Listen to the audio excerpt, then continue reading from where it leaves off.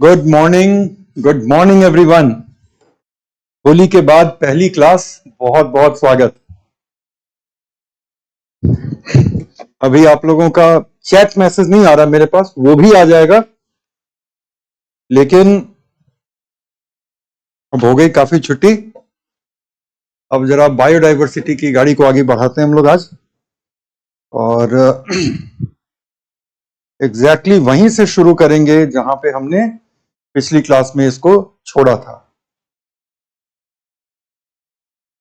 चलिए, मैसेज भी आना शुरू हो गया एंड आई होप कि मेरी ऑडियो वीडियो वगैरह सही आ रही है आप लोगों तक। Good morning. होली अच्छी रही सारे लोगों की? अच्छी या बहुत अच्छी?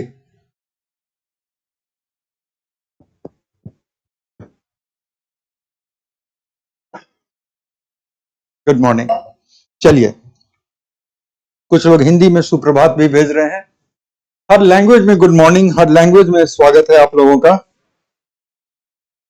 किसी भी लैंग्वेज को नहीं छोड़ा जाएगा।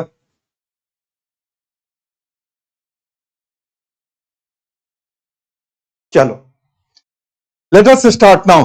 8:20 होने ही वाला है। 8:19 हो गया है, 8:20 होने वाला है, और आज हम लोग करने जा रहे हैं बायोडाइवर्सिटी के कॉन्जर्वेशन का जो एक ऑफिशियल अप्रोच है।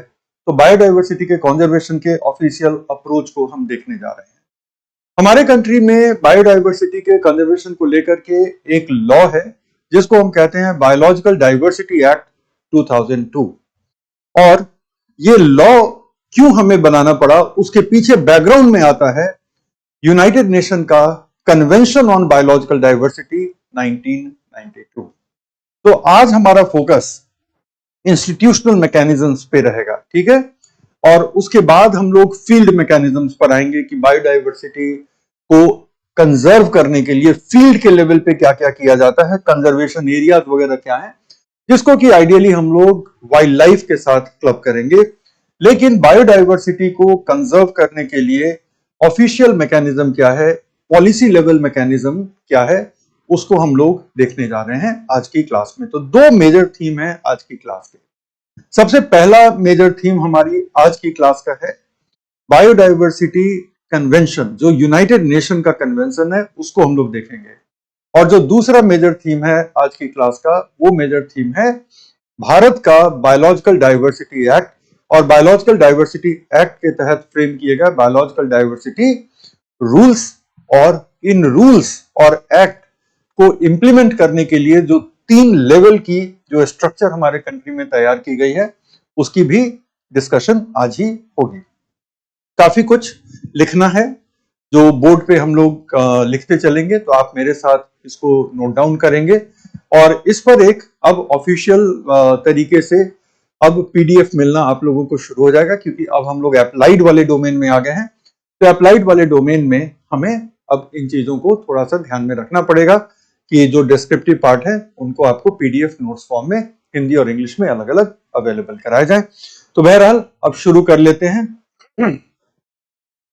कोई हेडिंग नहीं लिखवाया, बस अब शुरू ही होने वाली है सारी कहानी, ठीक है। तो हियर वी गो।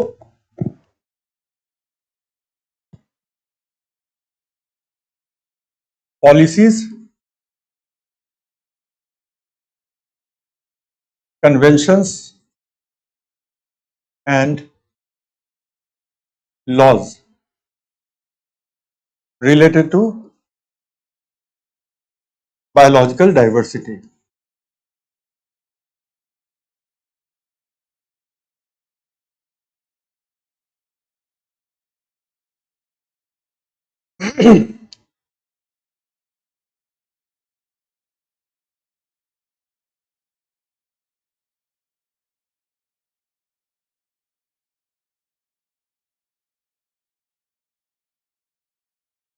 जैविक विविधता से संबंधित नीतियां,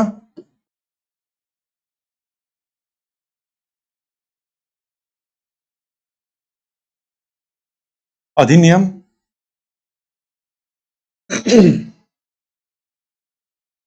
एवं अंतरराष्ट्रीय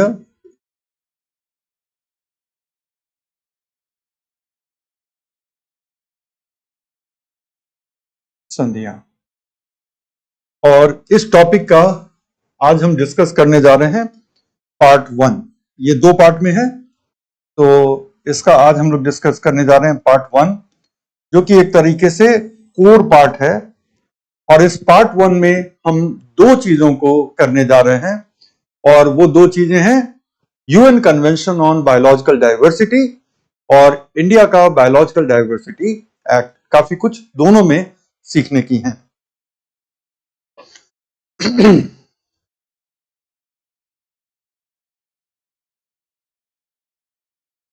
तो पार्ट 1 का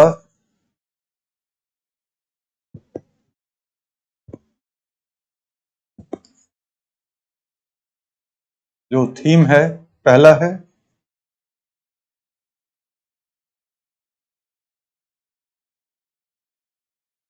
संयुक्त राष्ट्र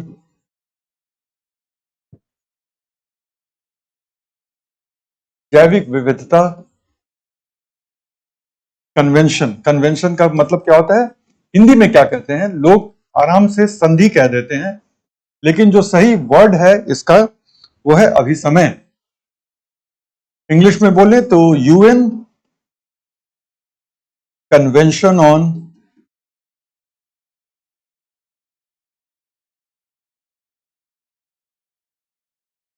बायोलॉजिकल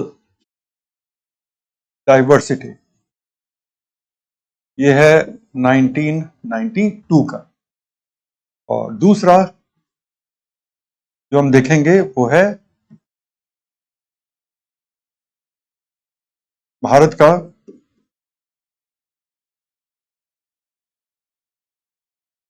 जैविक विविधता अधिनियम।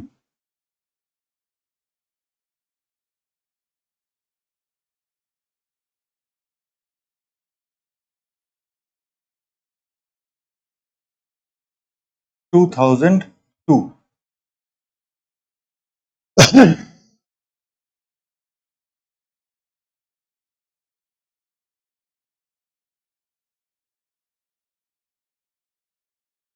Biological diversity act 2002। ये दोनों ही काफी इंपॉर्टेंट है, क्वेश्चन भी आते हैं। और चूंकि इसके अंदर जैविक विविधता अधिनियम के अंतर्गत काफी कुछ नए डेवलपमेंट होते रहते हैं टाइम टू टाइम, तो उसको भी देखना हमें जरूरी होता है, दोनों पीटी और मेन के लिए। तो एक चीज तो ध्यान में रखिएगा कि ये जो टॉपिक है वो पीटी और मेन दोनों के लिए इंपॉर्टेंट है। UN convention on biological diversity देख के लगता है कि 1992 का है, तो ये इंपॉर्टेंट नहीं है, लेकिन चूंकि हर 2 साल पर इसके सदस्य देशों की मीटिंग होती है, उस मीटिंग में कुछ अहम फैसले लिए जाते हैं। मिसाल के तौर पे 2022 के आखिर में जो 15वीं बैठक हुई थी मॉन्ट्रियल कनाडा में, तो वहां पर मॉन्ट्रियल कुनमिंग, जिसको एक्चुअली कुनमिंग मॉन्ट्रियल कहते हैं, तो Kunming Montreal global biodiversity framework को अपनाया गया। और उस फ्रेमवर्क के 4 मेन हिस्से हैं, और उस 4 मेन हिस्सों को हासिल करने के लिए 23 एक्शन पॉइंट दिए गए हैं कंट्रीज को।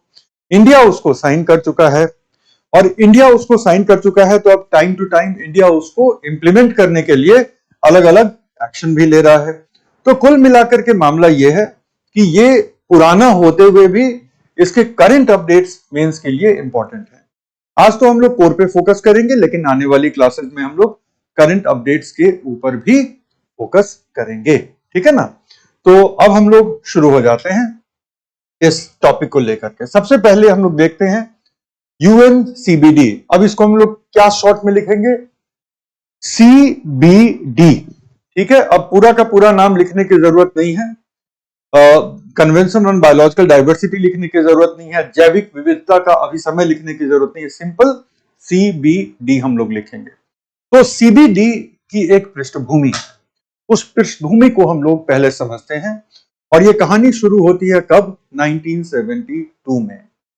1972 में पहली बार दुनिया के देशों को ऐसी जरूरत महसूस हुई, और इस जरूरत को महसूस करने के लिए कहीं ना कहीं संयुक्त राष्ट्र संघ की तरफ से भी एक तरह से सलाह आ रहे थे, एक तरह से संयुक्त राष्ट्र संघ की तरफ से भी एक मैसेजिंग हो रही थी कंट्रीज को कि आप लोग सेकेंड वर्ल्ड वॉर के बाद अपने इंडस्ट्रियल ग्रोथ, इकोनॉमिक ग्रोथ पर आप लोगों ने काफी काम किया है, लेकिन इस पूरे क्रम में एनवायरमेंट की अनदेखी हो रही है और एनवायरमेंट की ऐसी अनदेखी बहुत लंबे वक्त तक चलेगी नहीं। कहीं ना कहीं एनवायरमेंट और आर्थिक विकास दोनों के बीच एक संतुलन स्थापित करना होगा। यह मानी हुई बात है कि आर्थिक विकास की होड़ में एनवायरमेंट को थोड़ी क्षति पहुंचती है और बगैर आर्थिक विकास के आप अपने देश के लोगों को एक स्वीकार्य स्टैंडर्ड ऑफ लिविंग, स्वीकार्य जीवन स्तर आप नहीं दे पाएंगे। तो आर्थिक विकास जरूरी है और मान के चलिए कि आर्थिक विकास होगा तो संसाधनों का इस्तेमाल होगा, कुछ प्रदूषण होगा, थोड़ी बायोडायवर्सिटी की क्षति होगी, जंगलों की कटाई हो सकती है वगैरह वगैरह। ऐसा सोचना बड़ा आदर्शवादी होगा कि नहीं, हमें पर्यावरण को इतना बचाना है कि आर्थिक विकास को भी अगर त्याग करना पड़े तो हम कर दें। लेकिन आप इमेजिन करके देखिए कि आज इतने सारे इंडस्ट्रियल प्रोडक्ट जो हमारी जिंदगी के एकदम अभिन्न हिस्सा से बन गए हैं, उनके बगैर आपकी जिंदगी कैसी होगी? इलेक्ट्रिसिटी के बगैर आपकी जिंदगी कैसी होगी? तमाम टेक्नोलॉजिकल इनोवेशन के बगैर आपकी जिंदगी कैसी होगी? और अगर ऐसा ना भी हो तो आप ये सोच के देखें कि जो लोग आज भी एक सर्टेन इकोनॉमिक स्टैंडर्ड पर नहीं पहुंचे हैं, उनका जीवन स्तर फिर तो वहीं का वहीं रह जाएगा। तो इसलिए आर्थिक विकास को आप लोग अनदेखा नहीं कर सकते। लेकिन क्या आर्थिक विकास के साथ साथ हम लोग पर्यावरण को साथ साथ लेकर के चलें ताकि पर्यावरण को उतनी ही हम क्षति पहुंचाएं जितना कि हम लोग उसको पुनर्स्थापित कर सकते हैं। उस लेवल पे क्षति ना पहुंचाएं जहां पे उसकी पुनर्स्थापना संभव ना हो सके। इन सारे सवालों पर विचार करने के लिए यूनाइटेड नेशन के तत्वावधान में, संयुक्त राष्ट्र संघ के तत्वावधान में दुनिया की पहली और बड़ी ऐतिहासिक बैठक बुलाई गई थी 1972 में, जिसको हम कहते हैं United nation conference on environment and development. ये हुई थी स्टॉकहोम में, जो स्वीडन की राजधानी है। और उस समय ऐसा तय किया गया था कि इस सम्मेलन में जितने फैसले लिए गए हैं, तमाम देश अब वापस जाकर के उन सम्मेलनों, उन उन उन फैसलों को इम्प्लीमेंट करने की दिशा में काम करेंगे। इंडिया ने भी बहुत सारा काम किया। मिसाल के तौर पे इंडिया ने अपना वाइल्ड लाइफ प्रोटेक्शन एक्ट को बहुत ही अच्छे तरीके से ड्राफ्ट किया और उसकी प्रशंसा भी हुई थी उस सम्मेलन में। फिर वहां से आने के बाद इंडिया ने प्रोजेक्ट टाइगर शुरू किया, वाइल्ड लाइफ के ऊपर काफी काम किया। 1980 में हमने फॉरेस्ट कंजर्वेशन एक्ट को लागू किया। 1970 के दशक में हमने वाटर पॉल्यूशन को लेकर के एक एक्ट लाया, बाद में एयर पॉल्यूशन को लेकर के एक एक्ट लाया। काफी कुछ काम हमने भी किया इस दिशा में। लेकिन उसी समय यह भी तय हुआ था, कब? 1972 में यह भी तय हुआ था कि अब ऐसे ही दुनिया के राष्ट्राध्यक्षों को हर 20 साल पर एक बार मिलने की जरूरत पड़ेगी।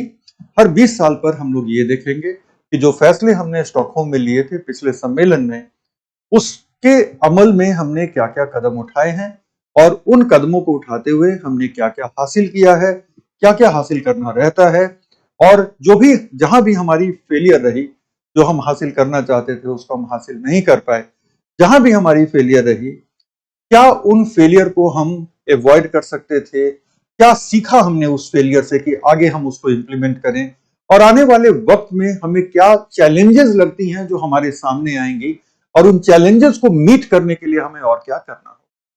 और 20 साल के बाद उससे भी बड़ी ऐतिहासिक मीटिंग होती है रियो डी जेनीरो में। रियो डी जेनीरो ब्राजील में एक बड़ा खूबसूरत तटीय शहर है। ब्राजील की राजधानी नहीं है, लेकिन बहुत ही खूबसूरत तटीय शहर है रियो डी जेनीरो। रियो डी जेनीरो में 1992 में दूसरा United nation conference on environment and development हुआ। लेकिन इस कॉन्फ्रेंस में ऐसे अहम फैसले लिए गए, ऐसे ऐतिहासिक फैसले लिए गए, जिससे आने वाले वक्त में, आने वाले डिकेड में पूरे पृथ्वी की स्वास्थ्य मेंटेन होने वाली थी, पूरे पृथ्वी के इकोसिस्टम का स्वास्थ्य संरक्षित होने वाला था। इसलिए सेकेंड यूएनसीईडी को, जो दूसरा United nation conference on environment and development था, उसको हम कहते हैं अर्थ समिट, पृथ्वी शिखर सम्मेलन। क्योंकि यह शिखर सम्मेलन पृथ्वी के प्राकृतिक भविष्य को बचाने के लिए बहुत सारे अहम फैसलों को लेने के लिए याद रखा जाएगा। इस सम्मेलन में दो बहुत ही दूरगामी संधियां लाई गई। पहला जलवायु परिवर्तन पे, जब हम जलवायु परिवर्तन करेंगे तो वहां पर इस संधि की बात होगी, United nation framework convention on climate change. और जो दूसरी बहुत अहम संधि लाई गई थी वो थी जैव विविधता के संरक्षण की। एक और संधि का प्रस्ताव आया, लेकिन वो संधि उस समय दुनिया के देश अपना नहीं सके और इस सम्मेलन के बाद उस संधि को अपनाया गया। वो था मरुस्थलीकरण को रोकने के लिए लाई गई संधि, जिसको हम कहते हैं United nation convention for combating desertification. कि मरुस्थलीकरण, जिस तरह से मरुस्थलों का विस्तार होता जा रहा है, तो उसको कम्बैट करने के लिए, उससे लड़ने के लिए और उस पर नियंत्रण पाने के लिए भी एक संधि लाई गई। लेकिन अनफॉर्चुनेटली ये अर्थ समिट में ये देशों के बीच आम सहमति नहीं बनी, बाद में बनी, तो वो बाद में लागू होता है। ठीक है। इसके अलावा एक और आगे के एक्शन प्लान को लेकर के, एक एजेंडा 21 भी अपनाया गया कि 21वीं सदी में हम कैसे प्रविष्ट हों। तो ये सारी चीजें होती हैं UN conference on environment and development part 2, जिसको हम रियो अर्थ समिट कहते हैं। तो इसी रियो अर्थ समिट में दुनिया की जैविक विविधता के संरक्षण के लिए, उसके सस्टेनेबल इस्तेमाल के लिए और उसके इस्तेमाल से जो लाभ उत्पन्न होते हैं, उस लाभ के न्यायोचित बंटवारे के लिए ये एक अभिसमय, ये एक कन्वेंशन लाया जाता है। कन्वेंशन का मतलब ये होता है कि अब सारे देश इसी परंपरा का पालन करेंगे। ये एक परंपरा तय हो गई कि इस लक्ष्यों की प्राप्ति के लिए देश ऐसे अपने कदम उठाएंगे। ये कदमों की एक परंपरा हो गई। अब देश अपने अपने स्तर पर लॉ बनाएंगे, नीतियां बनाएंगे, एक्शन प्लान बनाएंगे और इन लक्ष्यों की प्राप्ति की दिशा में प्रयास करेंगे। ये दुनिया की उन तमाम बड़ी संधियों में आती है जहां पे लगभग सारे के सारे देश इसके सदस्य बने पड़े हैं। सो लास्ट काउंट में 194 पार्टीज थी इस कॉन्फ्रेंस, इस कन्वेंशन की। ठीक है। और ये धीरे धीरे बाकी भी जो कंट्री हैं वो एक्सटर्नल ऑब्जर्वर के रूप में बने रहते हैं। ठीक है। तो ये पूरा का पूरा आज हम देखने जा रहे हैं यूएनसीबीडी। मेरे साथ लिखने का काम करें।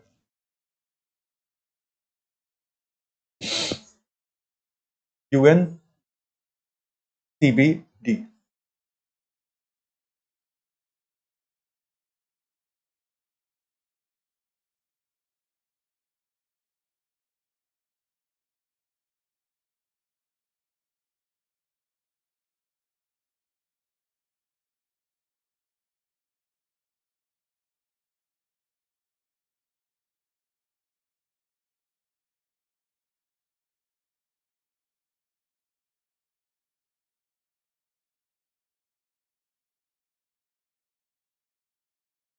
तो क्या है कि रियो पृथ्वी शिखर सम्मेलन 1992 में अपनाया गया। ठीक है। इसको हम कहते हैं रियो अर्थ समिट।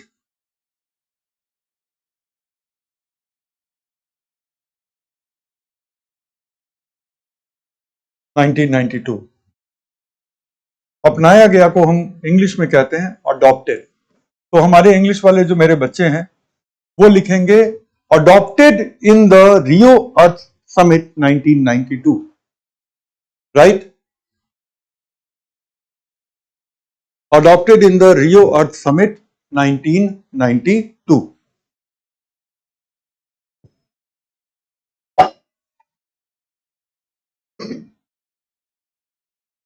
और कब से लागू है? 1993 से।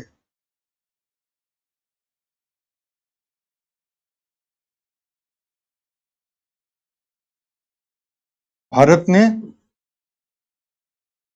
1994 में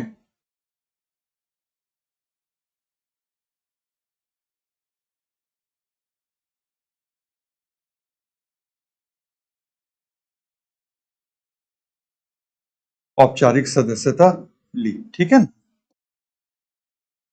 इंग्लिश वाले बच्चे लिखेंगे India formally joined, India formally joined in 1994, India formally joined in 1994। अच्छा, ये चीज अभी मैंने बताया है लेकिन आप लोगों ने लिखा नहीं है, तो इसलिए हम चाहेंगे कि इसी के नीचे एक बॉक्स में आप लिखें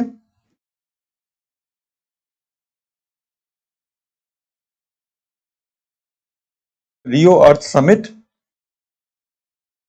is equal to second UN conference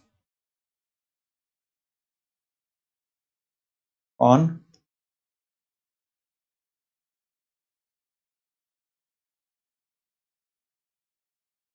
environment and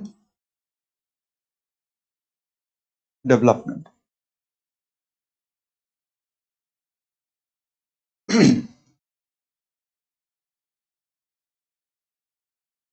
Hindi में एक बार लिख देता हूं, आगे लिखने की जरूरत नहीं रहेगी। संयुक्त राष्ट्र की पर्यावरण एवं विकास का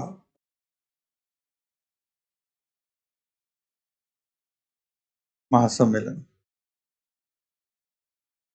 ठीक है, तो ये सेकंड था।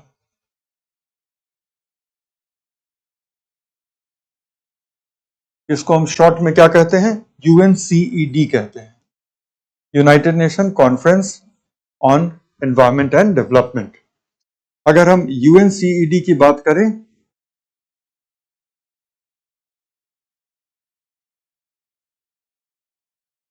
तो पर्यावरण एवं विकास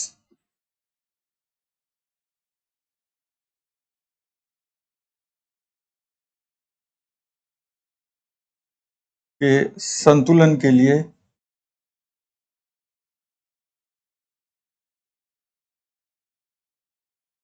बुलाए गए यूएन के महासम्मेलन।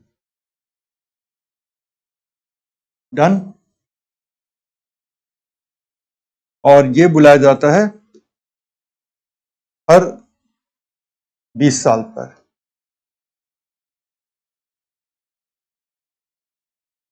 So called at an interval of 20 years, called at an interval of 20 years। और इसको इंग्लिश में क्या लिखेंगे? UN conferences called for balancing environment and development, called for balancing environment and development। UN conferences called for environment and development balance। और ये क्या है? At an interval of 20 years, at an interval of 20 years।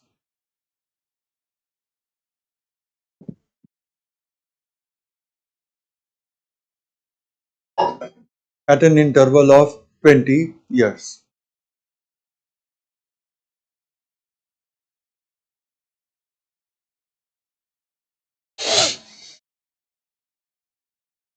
First होता है 1972 में, कहां हुआ? Stockholm. Stockholm कहां है? स्वीडन में है और उसकी राजधानी है। सेकंड अभी अभी किया 1992 में रियो डी जेनीरो, ये राजधानी नहीं है, ब्राजील में है। ठीक है ना। और थर्ड फिर कब होगा? 20 साल के बाद 2012 में, और ये भी हुआ रियो डी जेनीरो में। और इस वाले को इस वाले को हम कहते हैं अर्थ समिट। अगर आपके कॉपी में जगह ना हो तो उधर नोट कर लीजिए, बल्कि मैं ही उधर नोट कर देता हूं, कंफ्यूजन क्यों ही रहे। ठीक है, तो इसको हम कहते हैं अर्थ समिट, और इसको कहते हैं रियो प्लस 20, क्योंकि ओरिजिनल रियो समिट के 20 साल के बाद हुआ था, तो इसको हम रियो प्लस 20 कहते हैं।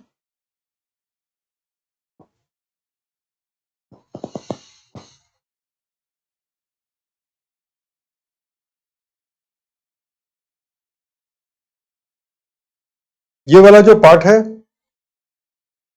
जो मैंने इसके बारे में बताई है, अर्थ समिट के बारे में और यूनाइटेड नेशन के conference on environment and development के बारे में जो चीजें बताई हैं, उसको आप लोग एक बॉक्स में क्लोज कर सकते हैं। इतने को एक बॉक्स में आप क्लोज कर लीजिए। इसका मतलब है कि सीबीडी के हमारे मुख्य डिस्कशन से ये थोड़ा हटके है, उससे संबंधित है, लेकिन हमारे मुख्य डिस्कशन से थोड़ा सा हट करके है। ठीक है, तो ये आप जब लिख लिया तब एक बॉक्स में इसको बंद कर दीजिए। ये वाला जो इंफॉर्मेशन का बिट है, ये आपके प्रीलिम के काम आ जाएगा।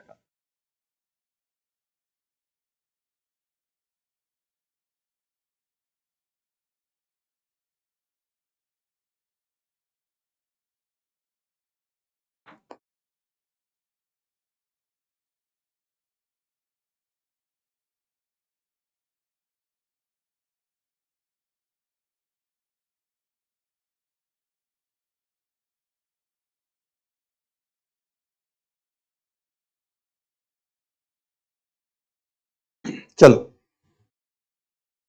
अब हम लोग आते हैं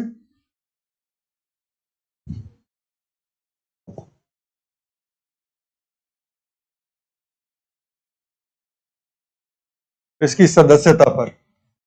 सदस्यता किसकी? सदस्यता की हम बात कर रहे हैं यूएनसीबीडी की। तो अभी मैंने गलती से 194 बोल दिया था, ये नंबर आज की डेट में 196 है। दूसरी बात ये क्या है कि 196 जब हम बोलते हैं तो हम 196 पार्टीज बोलते हैं, 196 देश नहीं बोलते हैं। उससे क्या फर्क पड़ता है वो मैं आपको थोड़ा सा बता देता हूं। पूरे यूरोपियन संघ को एक पार्टी के रूप में माना जाता है, क्योंकि इस सम्मेलन में पूरा यूरोपीय संघ एक यूनिट के रूप में काम करता है। ऐसा नहीं है कि यूरोपीय संघ के अलग अलग सदस्य, फ्रांस की कुछ और टेक होगी, जर्मनी की कुछ और टेक होगी, बेल्जियम की कोई और टेक होगी, ऐसा नहीं है। पूरा यूरोपीय संघ एक पार्टी के रूप में यहाँ पे काम करता है। इसी तरह से जब हम क्लाइमेट चेंज के भी संधि की बात करते हैं, तो वहां पर भी पूरा यूरोपीय संघ एक पार्टी के रूप में काम करता है। लेकिन अब याद रहे कि ब्रिटेन एक अलग पार्टी हो गया। क्यों? क्योंकि ब्रिटेन अब यूरोपीय संघ का सदस्य नहीं रहा, तो ब्रिटेन एक अलग पार्टी हो गया। तो आज की डेट में जो है वो सदस्यता लेना 2 चरणों की प्रक्रिया है। It is a 2 step process. सबसे पहला है हस्ताक्षर, और दूसरा जिसको हम कहते हैं पुनर्पुष्टि, कि हमने हस्ताक्षर किया और फिर से उसकी पुष्टि की कि हाँ, हम सही में इसके सदस्य बनना चाहते हैं।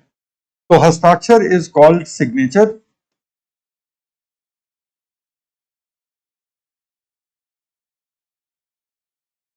और पुनर्पुष्टि हो गई रैटिफिकेशन। तो हस्ताक्षर के 6 महीने के अंदर आपको रैटिफिकेशन करने की जरूरत होती है। कई बार कई कंट्री बहुत लंबा समय भी लेते हैं। हस्ताक्षर है तो जब तक आपने ये नहीं कहा कि हम अपने हस्ताक्षर को भी वापस लेते हैं, तब तक आपका हस्ताक्षर कायम होगा। लेकिन आप औपचारिक तौर पे इसके सदस्य तब बन पाएंगे जब आपने इसकी पुनर्पुष्टि कर दी कि हमने हस्ताक्षर किया और हम औपचारिक तौर पर इसकी पुष्टि भी करते हैं, इसलिए हमें सदस्यता दी जाए, तब जाकर के आपको इसकी सदस्यता औपचारिक तौर पे दे दी जाती है।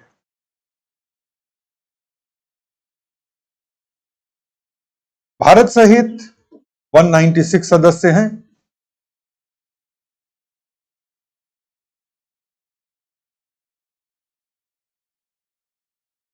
ठीक है,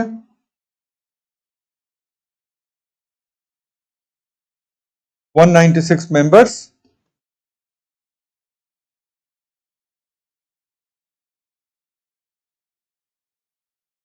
इंक्लूडिंग इंडिया। तो भारत सहित 196 सदस्य हैं इसके, और इसको हम कह सकते हैं कि लगभग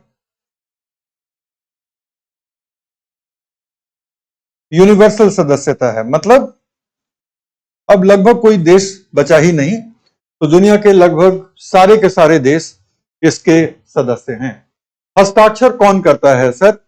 हस्ताक्षर देश के बिहाफ में यहां पर हमारे प्रधानमंत्री ने किया था, लेकिन प्रधानमंत्री या सरकार के द्वारा जिसको भी अधिकृत किया जाता है वो इस तरह की अंतरराष्ट्रीय संधियों पर हस्ताक्षर कर सकते हैं।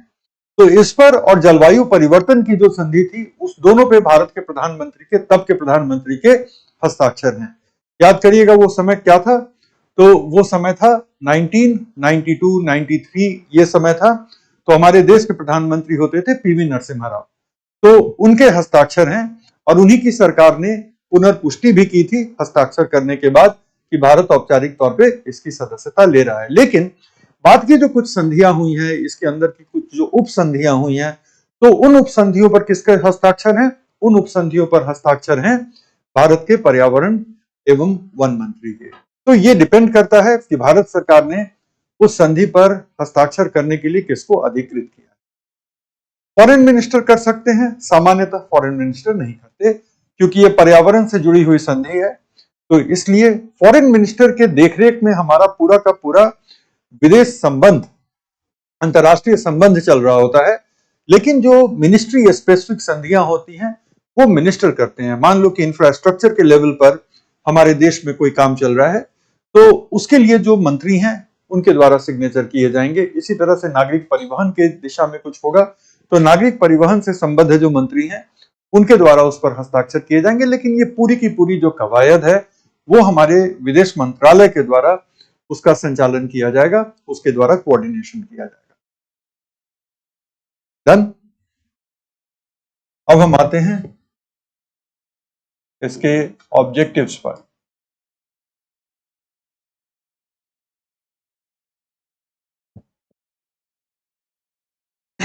इसके 3 कोर ऑब्जेक्टिव्स हैं।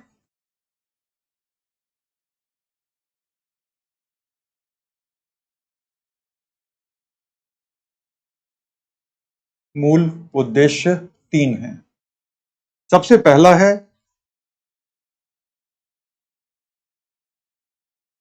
जैविक विविधता का संरक्षण।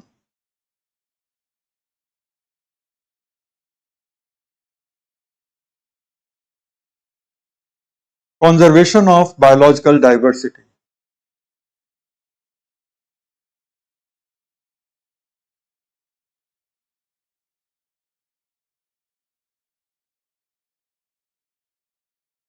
दूसरा है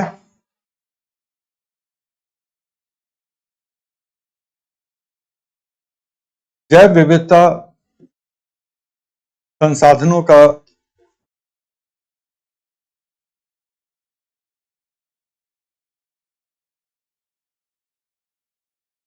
सस्टेनेबल इस्तेमाल।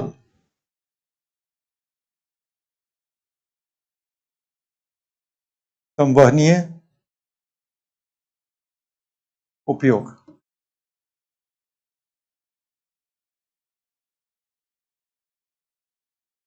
सस्टेनेबल यूज ऑफ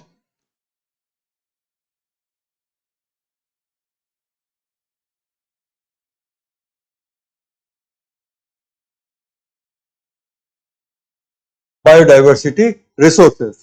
कि बायोडाइवर्सिटी के जो रिसोर्सेज हैं, ठीक है, उनको दुनिया कैसे इस्तेमाल करे। ये संधि इस बात पर कहीं भी रोक नहीं लगाती कि बायोडायवर्सिटी के जो रिसोर्सेज हैं उनका इस्तेमाल नहीं किया जाए, क्योंकि बायोडायवर्सिटी के रिसोर्सेज का इस्तेमाल नहीं किया जाएगा तो आप ये लिख करके रख लें कि पूरी सभ्यता ही नहीं बचेगी। बायोडायवर्सिटी के रिसोर्स के इस्तेमाल के बगैर आपको किसी भी तरह का फूड नहीं मिलेगा, उसके बगैर इंडस्ट्रीज को बहुत सारे रॉ मटेरियल नहीं मिलेंगे, बहुत सारे मेडिसिनल इंपॉर्टेंस के प्लांट का हम इस्तेमाल नहीं कर पाएंगे वगैरह वगैरह। तो ये किसी का भी तर्क नहीं है कि बायोडायवर्सिटी के रिसोर्सेज का इस्तेमाल आप ना करें, लेकिन ये इस्तेमाल सस्टेनेबल होना चाहिए। सस्टेनेबल का मतलब है कि आप इस्तेमाल उसी लेवल पे करें जिस लेवल पे बायोडायवर्सिटी की रिसोर्सेज अपने आप को मेंटेन भी रख सकें। ऐसा नहीं कि आप इतना ज्यादा इसका इस्तेमाल करने लग गए कि अल्टीमेटली ये एक्सटिंक्ट ही हो जाए पृथ्वी से और अगले जनरेशन को इस रिसोर्स से पूरी तरह से हम वंचित कर दें। वो नहीं होना चाहिए। तो बायोडायवर्सिटी के रिसोर्सेज का संतुलित इस्तेमाल, संतुलित सस्टेनेबल इस्तेमाल, ये दूसरा लक्ष्य है। अब जब हम बायोडायवर्सिटी के रिसोर्सेज के संतुलित इस्तेमाल की बात करते हैं तो बायोडायवर्सिटी के कुछ रिसोर्सेज बहुत ही बहुमूल्य हैं।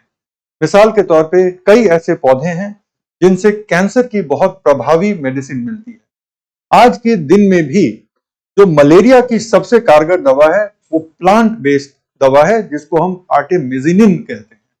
बहुत सारी और भी दवाइयां हैं जो कहीं ना कहीं प्लांट से हम प्राप्त करते हैं, कुछ बैक्टीरिया से, कुछ फंजाई से प्राप्त करते हैं।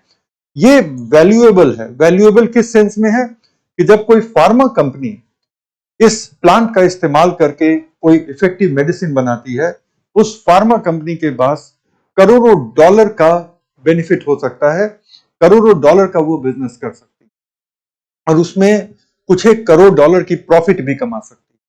अब यहां पर सवाल ये उठता है कि जो प्रॉफिट आती है बायोडायवर्सिटी के रिसोर्सेज को इस्तेमाल करके, जो बेनिफिट उत्पन्न होता है बायोडायवर्सिटी के रिसोर्स के इस्तेमाल करने से, क्या उस बेनिफिट पे सिर्फ उसका हक होना चाहिए जिसने उस पर कोई प्रोडक्ट बनाया, या उस बेनिफिट में उस देश का भी हक होना चाहिए, उस राज्य का भी हक होना चाहिए और उस स्थानीय समुदाय का भी हक होना चाहिए जिसने बायोडायवर्सिटी के इस मूल संसाधन को बचा के रखा था, इस मूल संसाधन से रिलेटेड जो पारंपरिक ज्ञान था उसको बचा करके रखा था।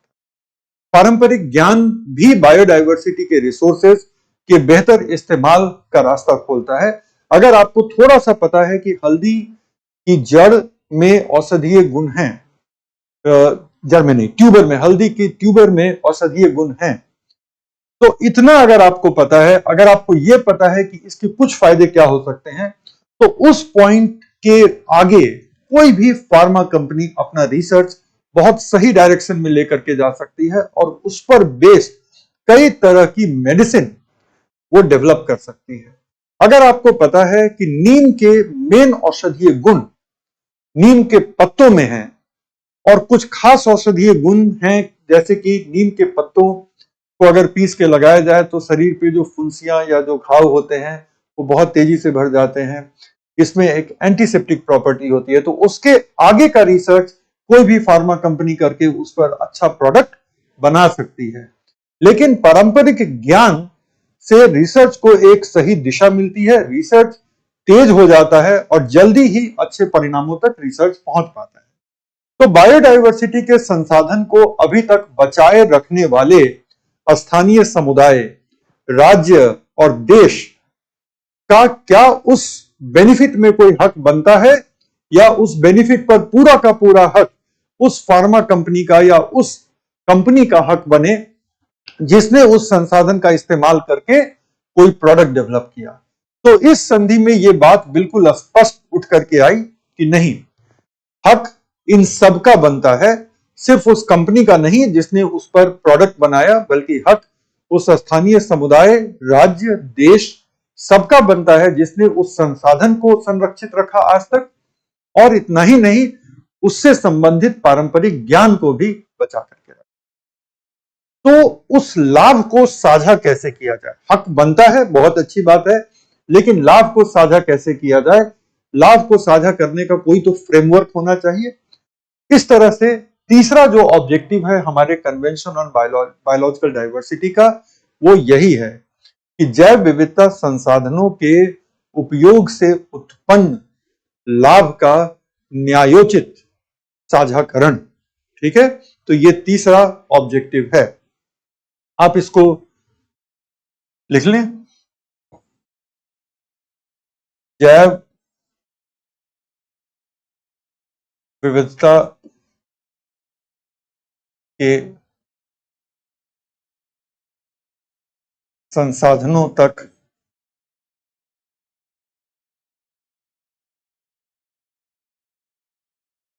न्यायोचित पहुंच और इन संसाधनों के इस्तेमाल से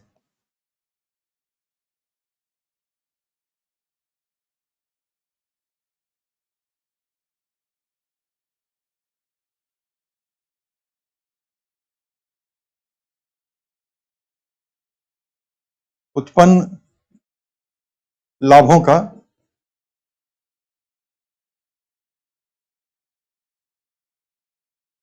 न्यायोचित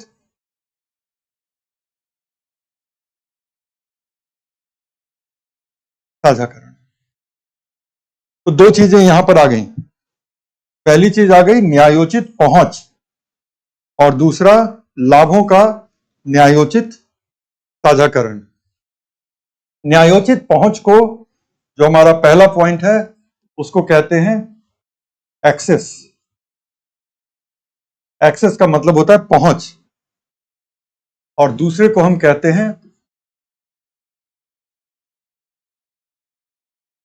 बेनिफिट शेयरिंग। इंग्लिश में जल्दी ही डिक्टेट कर रहे हैं, लेकिन इन दोनों को मिला करके हम बनाते हैं access plus benefit sharing is equal to ABS, access and benefit sharing.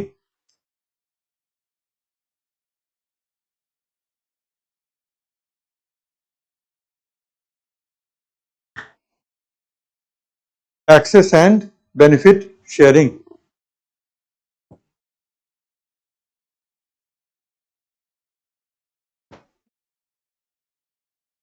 English में तीसरा पॉइंट हम डिक्टेट कर रहे हैं।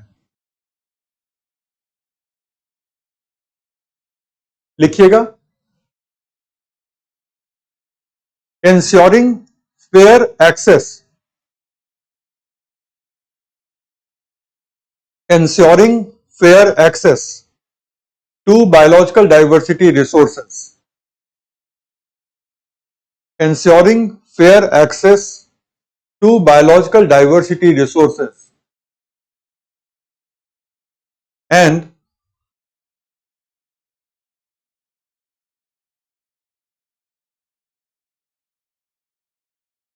fair sharing of benefits, fair sharing of benefits arising out of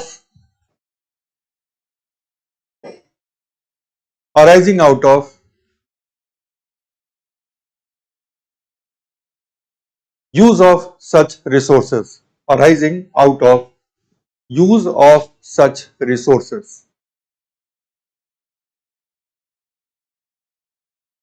और चाहे वो इंग्लिश के बच्चे हों या हिंदी के, ABS वर्ड जरूर लिख लीजिएगा, क्योंकि आगे हम लोग ABS वर्ड का इस्तेमाल करने जा रहे हैं। A का मतलब एक्सेस, BS का मतलब बेनिफिट शेयरिंग।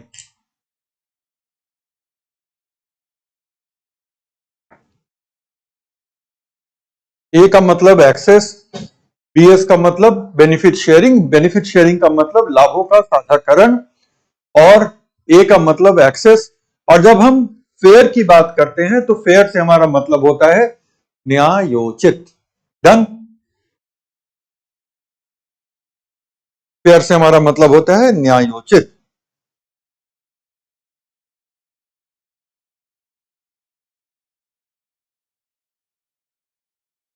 चल, तो ये तीन इसके ऑब्जेक्टिव हैं। अब जो इंपॉर्टेंट चीज है कि क्या ये ऑब्जेक्टिव अपने आप में देशों के ऊपर, सदस्यों के ऊपर बाध्यकारी हैं? आंसर है नहीं। ये ऑब्जेक्टिव अपने आप में देशों के ऊपर बाध्यकारी नहीं है, लेकिन देशों से ये अपेक्षा है कि वो अपने देश के लिए इन तीनों ही उद्देश्यों की पूर्ति के लिए एक अधिनियम लेकर आए। हर देश को इन 3 उद्देश्यों की पूर्ति के लिए एक डोमेस्टिक लॉ की जरूरत होगी, एक डोमेस्टिक अधिनियम की जरूरत होगी। तो उस अधिनियम का नाम हमारे देश में क्या है? जैविक विविधता अधिनियम 2002। तो भारत ने सदस्यता लेने के 8 वर्षों के बाद जैविक विविधता अधिनियम 2002 को पारित किया और उससे संबंधित जो नियमावली है उस नियमावली को पब्लिश किया, जिसको हम रूल्स कहते हैं। तो इसके नीचे आप हिंदी में लिखें पहले, फिर इंग्लिश में लिखेंगे। इस चार्ट के नीचे हिंदी में लिखें। ये तीन उद्देश्य अपने आप में सदस्यों पर बाध्यकारी नहीं है, अपने आप में सदस्यों पर बाध्यकारी नहीं है। पर सदस्यों से यह अपेक्षित है कि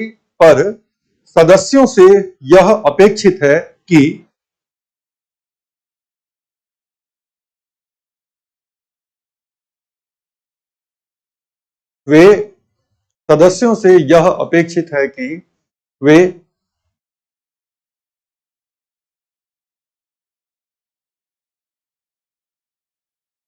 इन उद्देश्यों की पूर्ति के लिए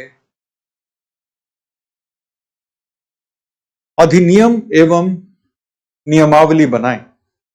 इन उद्देश्यों की पूर्ति के लिए अधिनियम एवं नियमावली बनाएं। अधिनियम एवं नियमावली बनाएं।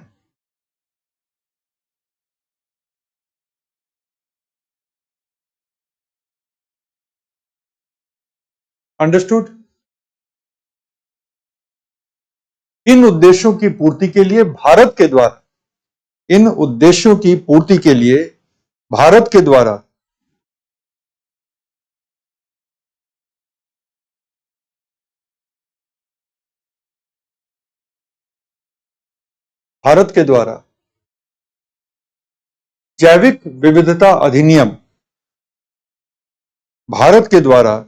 जैविक विविधता अधिनियम 2002 पारित किया गया। जैविक विविधता अधिनियम 2002 पारित किया गया।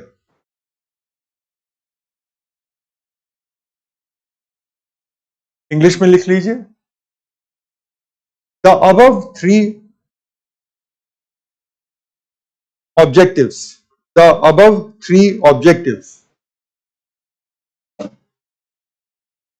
are not binding by themselves. The above three objectives are not binding by themselves.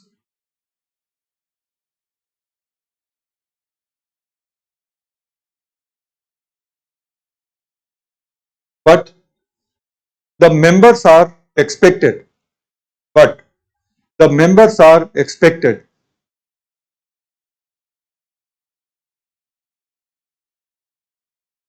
to bring legislation and rules.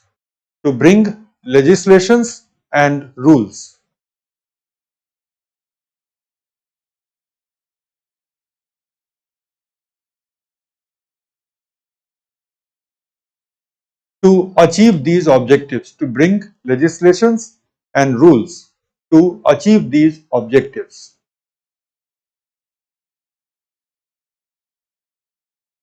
India enacted the Biological Diversity Act 2002. India enacted the Biological Diversity Act 2002 to meet these objectives.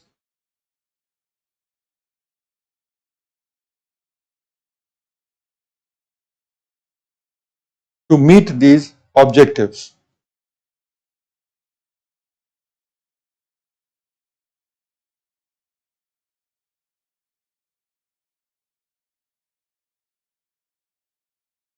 To meet these objectives. Done?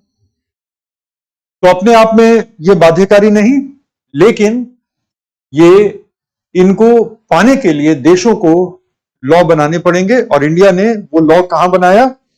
India ने वो law बनाया 2002 में। ठीक है, अब हम आते हैं कुछ और बातों पर।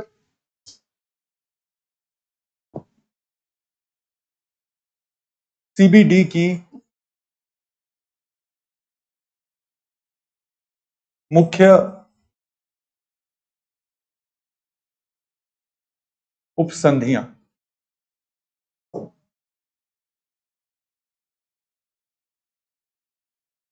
सबसे पहला है जिसको हम कहते हैं कार्ताजीना प्रोटोकॉल। ठीक है, सबसे पहला है कार्ताजीना प्रोटोकॉल। ये है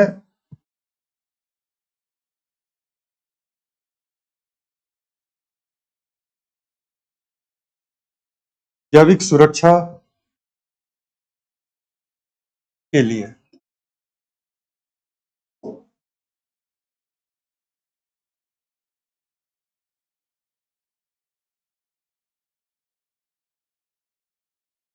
आनुवांशिक रूप से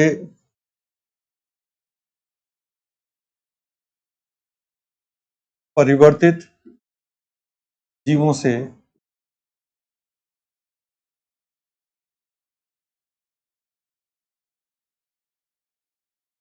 जैव विविधता को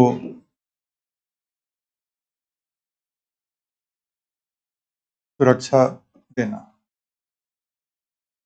ठीक है, जो आनुवांशिक रूप से परिवर्तित जीव हैं, हमें नहीं पता कि वो जैव विविधता को किस तरह से प्रभावित करेंगे। तो उनसे स्थानीय जैव विविधता को सुरक्षित रखने के लिए कार्ताजीना प्रोटोकॉल लाया गया। 2001 में अपनाया गया था, 2003 से लागू है। और यहां पर कोई भी एक देश अगर किसी दूसरे देश को आनुवांशिक रूप से परिवर्तित कोई जीव निर्यात कर रहा है, उसके पहले उसको पूरी सूचना देनी पड़ेगी कि यह आनुवांशिक रूप से परिवर्तित जीव किस तरीके से बनाया गया है, इसको बनाने में कौन कौन से जीन प्रत्यारोपित किए गए हैं, और इस पर जितने भी सुरक्षा से संबंधित जो रिसर्च हुई है, उन रिसर्च की फाइंडिंग क्या रही है।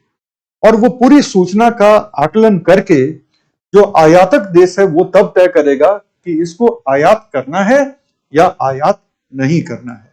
पूरा इंफॉर्मेशन देना, एक वेबसाइट पर पब्लिक रूप से इस पर इंफॉर्मेशन को उपलब्ध कराना, और इन सारे इंफॉर्मेशन के बेसिस पर आयातक देश को इस बात की पूरी छूट होती है कि वो अब आयात करे या ना करे। राइट, रामसर की संधि, अनामित्रा मेहरा। तो रामसर की संधि जो है वो आज के एजेंडे में नहीं है, वो अपने आप में एक बड़ी संधि है। ठीक है ना, तो वो भी हमारे कोर्स के कवरेज के प्लान में है, लेकिन यहां पर नहीं है। ठीक है, उसके लिए पहले हमें वेटलैंड को समझना होगा, वेटलैंड के इंपॉर्टेंस को समझना होगा, वेटलैंड में किस तरह की बायोडाइवर्सिटी पलती है, किस तरह की बायोडाइवर्सिटी संरक्षित रहती है, और इसके दूसरे इकोलॉजिकल यूज क्या है। और तब हम आएंगे रामसर के कन्वेंशन पे कि उसके प्रावधान क्या है, उसके अंदर मॉन्ट्रू का रिकॉर्ड क्या होता है, इंडिया में कितने रामसर साइट हैं, और रामसर साइट में जुड़ने की प्रक्रिया क्या है। तो ये सारी चीजें हमें करनी है, लेकिन ऐसे चलते चलते उसका रेफरेंस नहीं आएगा। उसके लिए अलग से हमें 1 घंटा किसी दिन सेट असाइड करना होगा, और वो कोर्स की प्लानिंग में शामिल है। ठीक है, तो कार्ताजीना प्रोटोकॉल, इंग्लिश वाले बच्चे इसके नीचे लिख लें, related to bio safety, related to bio safety, और रिलेटेड टू बायो सेफ्टी। ध्यान से सुनना अजित, फिर से मैं रिपीट कर रहा हूं तो समझने की कोशिश करना। ब्रैकेट में लिखिएगा टू प्रोटेक्ट, ब्रैकेट में लिखिएगा to protect biological diversity from the impact of living modified organism, from the impact of living modified organism.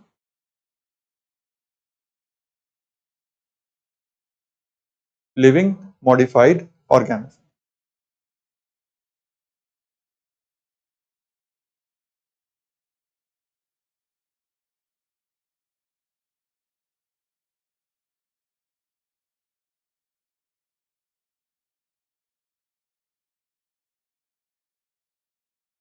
Living modified organism.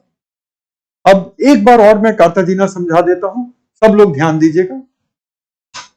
देखो, कार्ताजीना प्रोटोकॉल इस संदर्भ में लाया गया कि आज की डेट में बहुत सारे जो क्रॉप प्लांट हैं जिनकी हम खेती करते हैं, तो बहुत सारे क्रॉप प्लांट जेनेटिकली मॉडिफाइड हैं। मिसाल के तौर पे बीटी कॉटन एक देश में डेवलप होता है, दूसरे देश उसको इंपोर्ट करना चाहते हैं, अपने यहां भी लगाना चाहते हैं। इंडिया में भी आज की डेट में 98% कॉटन की खेती बीटी कॉटन की खेती होती है। अब इन जेनेटिकली मॉडिफाइड ऑर्गेनिज्म से स्थानीय बायोडायवर्सिटी को क्या खतरा हो सकता है, इसको ध्यान में रखना जरूरी है। आप अपने देश में ला करके इसको ऐसे ही इंट्रोड्यूस कर देंगे, ये पॉसिबल है कि स्थानीय बायोडायवर्सिटी उससे दुष्प्रभावित हो। तो कार्ताजीना प्रोटोकॉल ये कहता है कि जिस देश ने भी इसको डेवलप किया है वो इसके सेफ्टी को लेकर के पूरे रिसर्च करेगा। इसके पहले कि वो इसको निर्यात करे किसी दूसरे देशों को, तो उसके पहले वो पूरी सेफ्टी पर रिसर्च करेगा। बायोडायवर्सिटी की सेफ्टी भी उस रिसर्च का हिस्सा होगी और ये पूरे रिसर्च के डेटा को वो उन सारे देशों के साथ शेयर करेगा जिनको ये लिविंग मॉडिफाइड ऑर्गेनिज्म, वो प्लांट हो सकता है, वो एनिमल हो सकता है, उसको इंपोर्ट करने में इंटरेस्ट है। और जब ये पूरे इंफॉर्मेशन को स्टडी करने के बाद इंपोर्ट करने वाला देश अगर फिर भी डिसाइडेड है कि नहीं इसको इंपोर्ट किया जा सकता है, तभी उसको इंपोर्ट किया जाएगा। करेक्ट? तभी उसको इंपोर्ट किया जाएगा। इसी चीज को हम कहते हैं prior information and informed consent. ये पहले आपको सूचना देंगे और उस सूचना के आधार पे आपकी सहमति मिलेगी, तब हम आपको कुछ भेजेंगे। तो इससे क्या होता है कि जो बायोडायवर्सिटी रहती है वो काफी हद तक संरक्षित रह सकती है। राइट?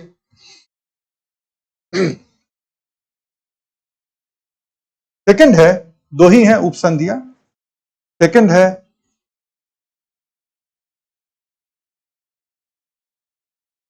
Nagoya protocol.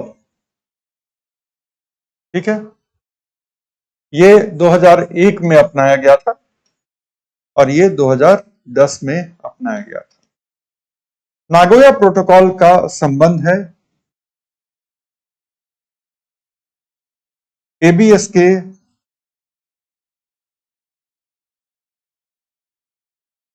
नियमों में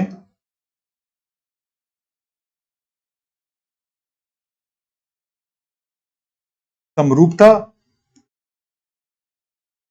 स्थापित करना।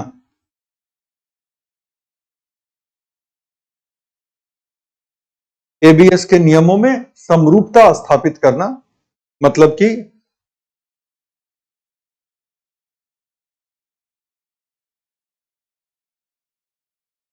Harmonising ABS rules among members.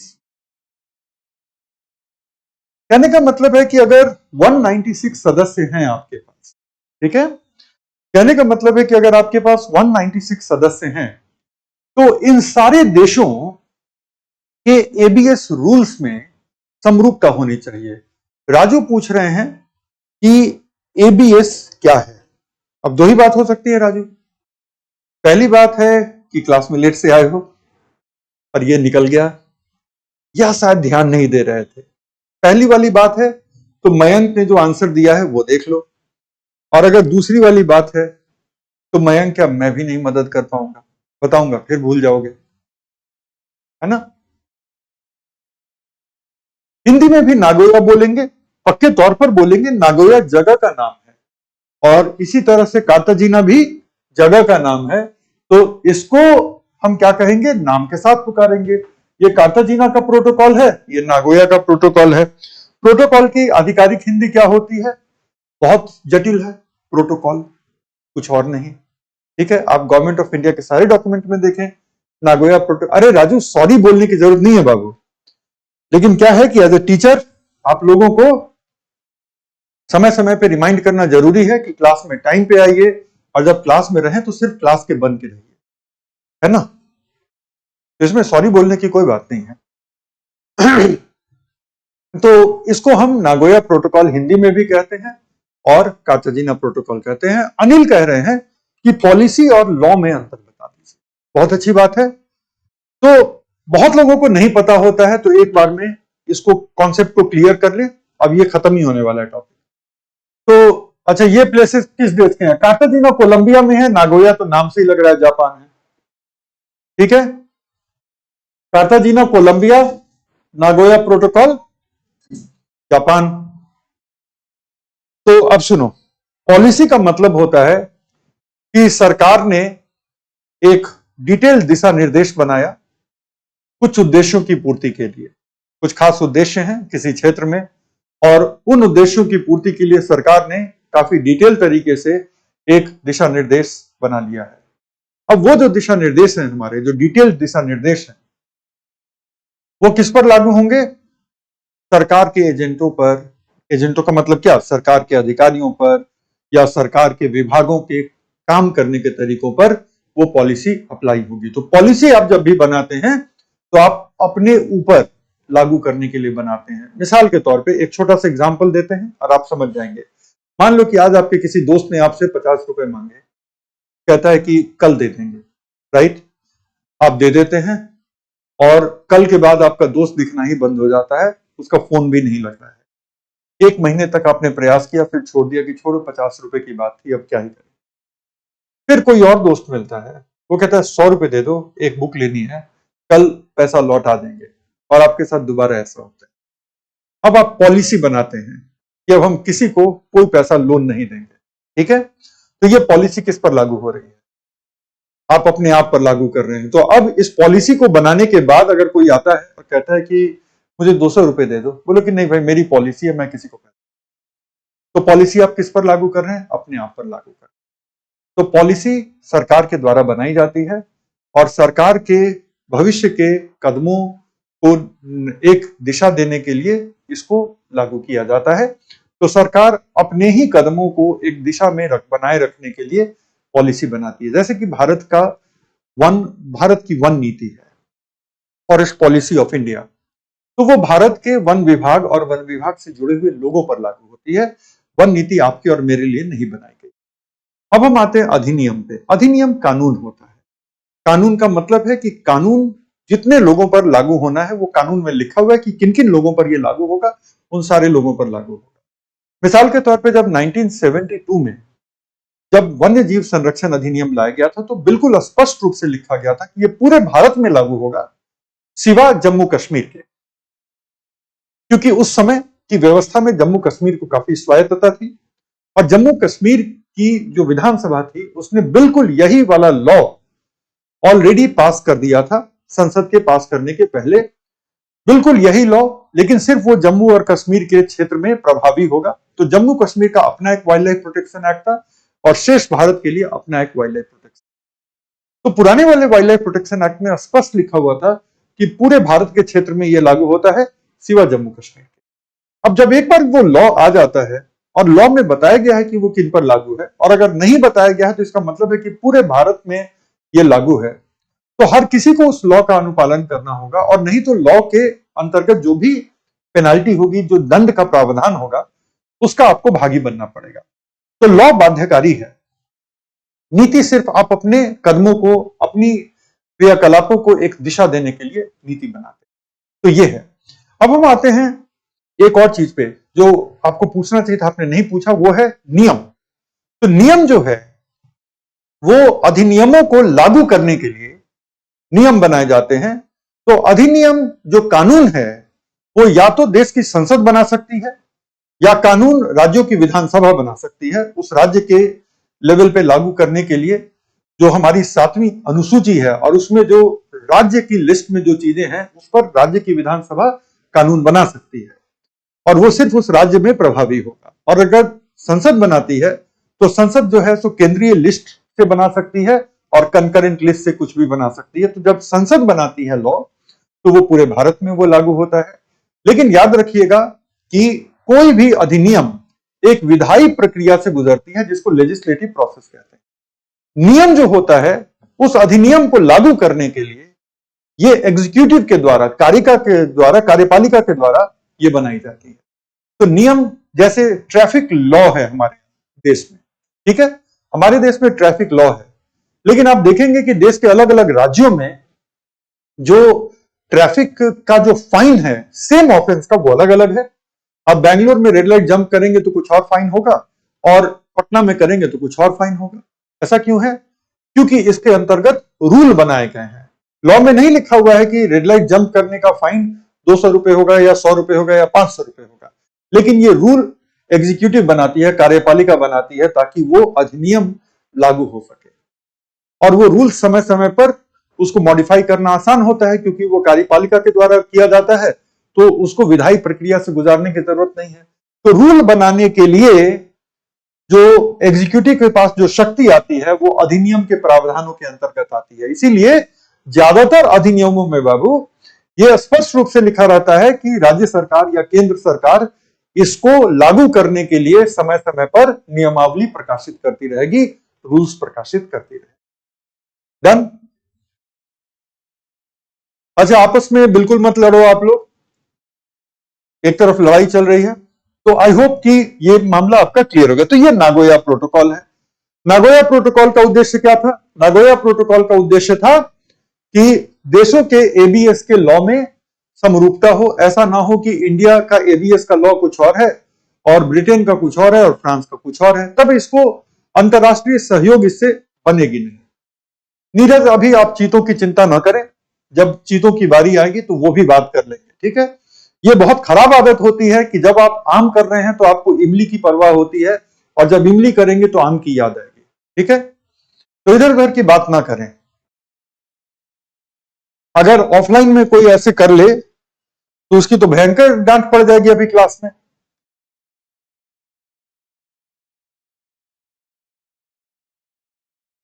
चलो, तो ये दो इसकी उप संधियां हैं। अब आते हैं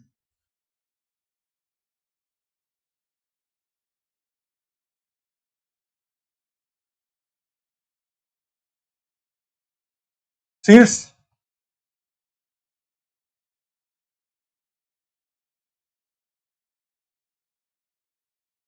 निर्णय का अधिकार।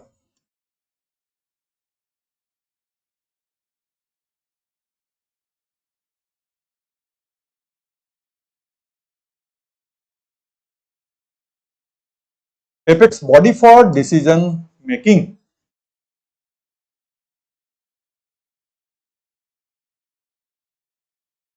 तो सीबीडी में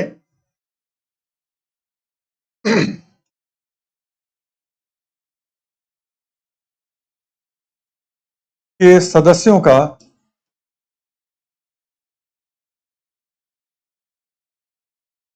द्विवार्षिक सम्मेलन होता है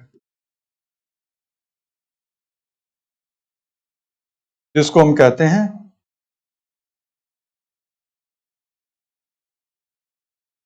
कॉन्फ्रेंस ऑफ पार्टीज या सीओपी।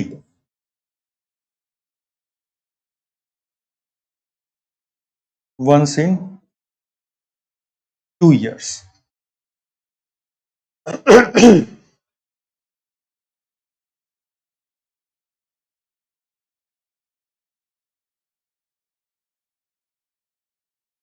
इसको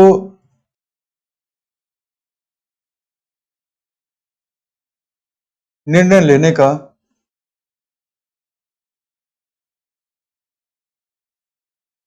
शीर्ष अधिकार है। इस कन्वेंशन से जुड़े हुए जितने भी, ठीक है, इस कन्वेंशन से जुड़े हुए जितने भी टॉप डिसीजन होंगे वो टॉप डिसीजन ली जाएगी इसी सम्मेलनों में। ये हर 2 साल पर होती है, ठीक है। इसको कॉन्फ्रेंस ऑफ पार्टीज कहते हैं, सदस्यों का द्विवार्षिक सम्मेलन कहते हैं। अच्छा, ये कॉप को लेकर के बिल्कुल भी कंफ्यूज होने की जरूरत नहीं है। बहुत और भी अंतरराष्ट्रीय संधियां हैं जहां पर सदस्यों के सम्मेलन को कॉप कहते हैं। जैसे कि क्लाइमेट चेंज की जो संधि है, वहां भी सदस्यों के सम्मेलन को कॉप ही कहा जाता है।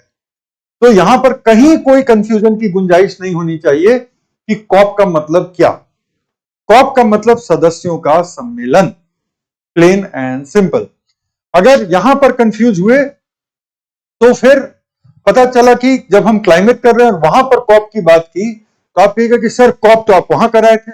नहीं, कॉप का मतलब सदस्यों में का सम्मेलन, इसीलिए कॉप अपने आप में अधूरा है। अब मान लीजिए कि आप किसी स्टेडियम में जाते हैं, मैच चल रहा है, तो किसी ने कहा आ जाओ जाओ बैठ जाओ, मैच चल रहा है। फिर उसी स्टेडियम में आप 1 महीने के बाद जाते हैं, देखते हैं फिर मैच चल रहा है, आ जाओ जाओ मैच चल रहा है।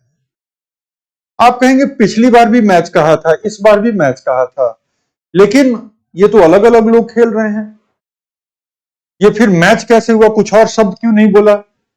तो सवाल यह है कि कोई भी कहता है कि मैच चल रहा है, तो आपका सवाल यह होना चाहिए किन किन टीम के बीच मैच चल रहा है। आजकल आईपीएल का सीजन है ना। मैं नहीं देखता, आज से नहीं, कई साल से नहीं देख रहा, बल्कि बहुत सारे साल से, शायद पहली बार जब आईपीएल चालू हुआ था तो देखा था, वो भी साल याद नहीं है, अब तो कोई इंटरेस्ट ही नहीं है, ठीक है। सर जी, कॉप का फुल फॉर्म क्या है? कॉन्फ्रेंस ऑफ पार्टीज, ठीक है। तो अब क्या है, 20 ईयर से 2 ईयर नियम कैसे बनाएंगे? अरे भाई, ये कन्वेंशन ऑन बायोलॉजिकल डाइवर्सिटी का कॉन्फ्रेंस है, ठीक है।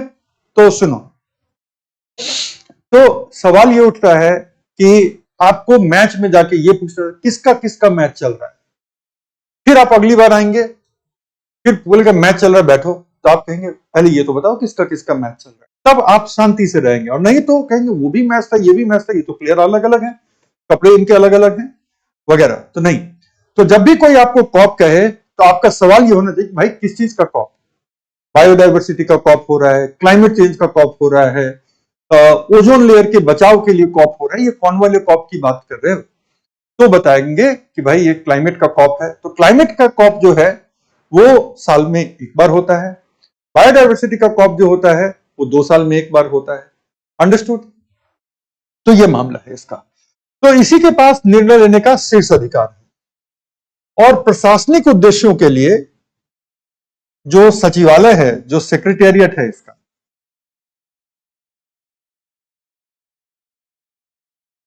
जो इसका सचिवालय जो है वो है कनाडा के मॉन्ट्रियल में। अच्छा, हम लोग अक्सर इसको मॉन्ट्रियल कहते हैं, लेकिन एक्चुअली जो है मॉन्ट्रियल इसको प्रोनाउंस करते हैं। तो अगर आप कर सके तो इसको ऐसे ही प्रोनाउंस कीजिएगा, मॉन्ट्रियल कहिएगा, मॉन्ट्रियल नहीं कहा, ठीक है।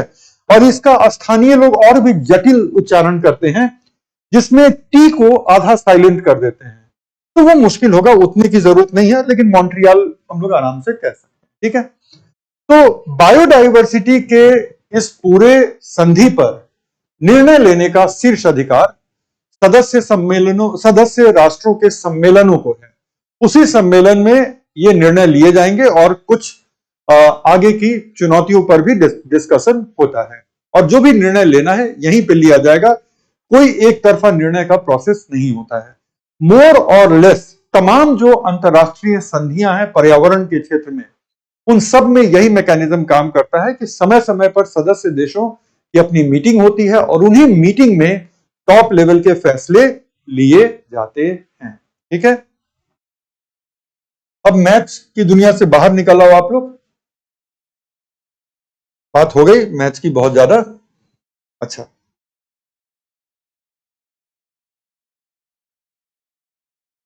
तो जो नवीनतम है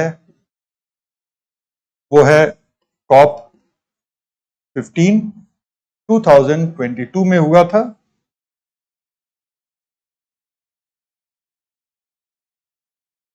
मॉन्ट्रियल में होना था। तो देखो एक्चुअली होना तो था ये चाइना कुनमिंग में, ठीक है, होना तो था चाइना कुनमिंग में, लेकिन दिक्कत ये हो गई कि कोविड पैंडेमिक की वजह से वो टलता चला गया। अंततः ऐसी स्थितियां नहीं बनी कि वो कुनमिंग में पूरी तरह से वो हो सके। तो सचिवालय मॉन्ट्रियल में है, तो हुआ कि भाई मॉन्ट्रियल में इसको आयोजित कर दिया जाए। तो मॉन्ट्रियल में ये आयोजित हुआ, लेकिन चूंकि कुनमिंग में होना था, वास्तव में हुआ सचिवालय के तत्वावधान में, तो इसको हम कई बार कुनमिंग मॉन्ट्रियल कहते हैं। ठीक है, अब हम आते हैं अगले पॉइंट पर। तो मॉन्ट्रियल में होता है ये, और इसमें अपनाया गया, इसमें अडॉप्ट किया गया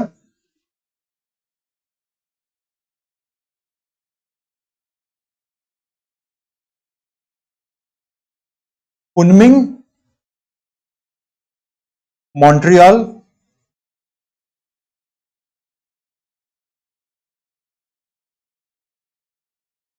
ग्लोबल बायोडाइवर्सिटी फ्रेमवर्क, जिसको आगे हम लोग करेंगे। ठीक है, ग्लोबल बायोडाइवर्सिटी फ्रेमवर्क, जिसको हम कहते हैं KMGBF।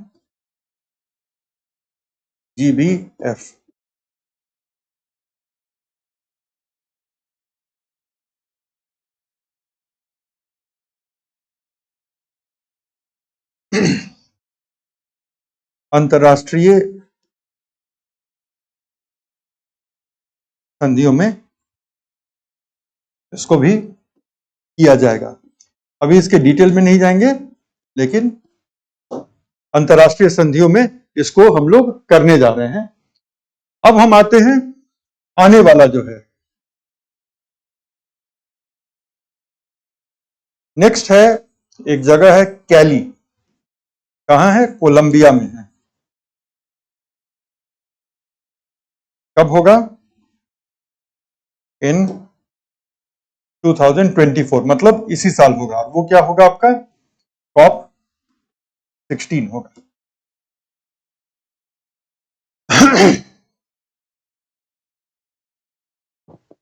कुनमिंग चाइना है, मॉन्ट्रियल कनाडा है। कभी भारत में भी हुआ है क्या? बहुत शानदार क्वेश्चन। 2012 में भारत में हुआ था, हैदराबाद में। 2012 में हैदराबाद में हुआ था। मोनिका पूछ रही है सर क्लास कब तक चलेगी? आज की क्लास जल्दी छूट जाएगी, 10:30 तक छूट जाएगी। ठीक है,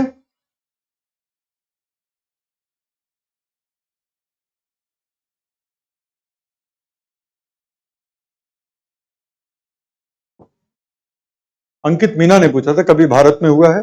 2012 में हैदराबाद।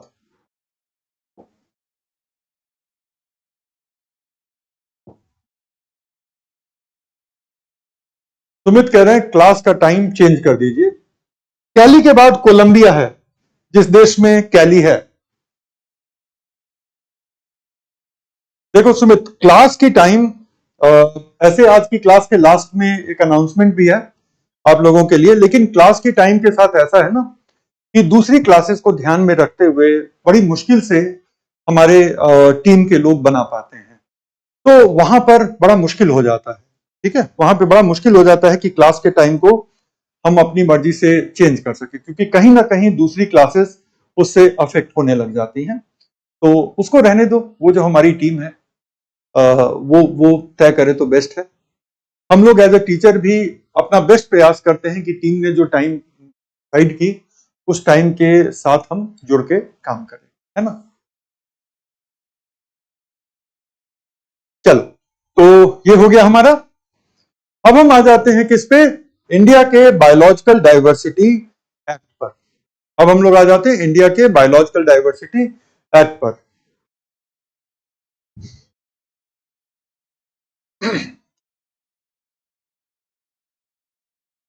भारत का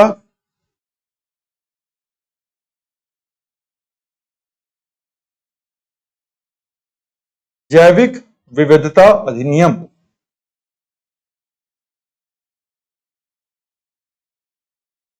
क्योंकि हमारी आपकी क्लास में पहली बार किसी अधिनियम की बात हो रही है, तो कुछ चीजें मैं आपको बता दूं इसके तहत।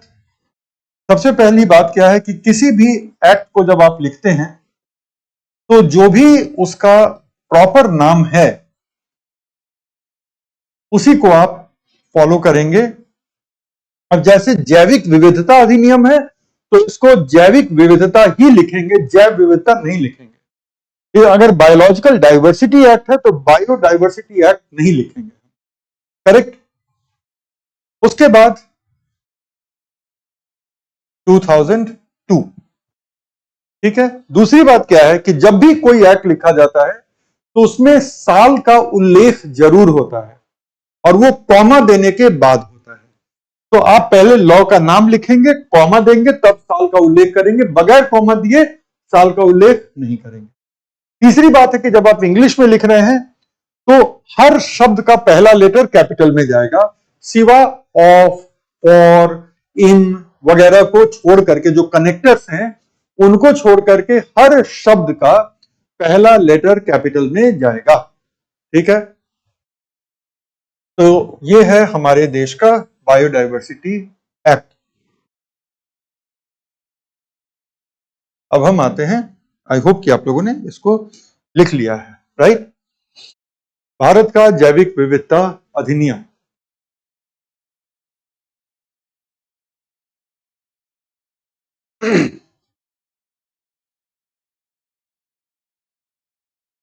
हर रोज क्लास 3 घंटे की होगी, 3 घंटे की ही होगी। मयंक कह रहे आज लास्ट है। लास्ट तो कतई नहीं है, ये देख के लग रहा है कि ये लास्ट क्लास है।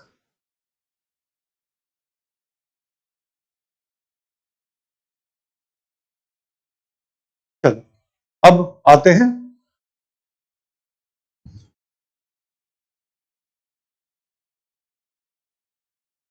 इसके उद्देश्य क्या है।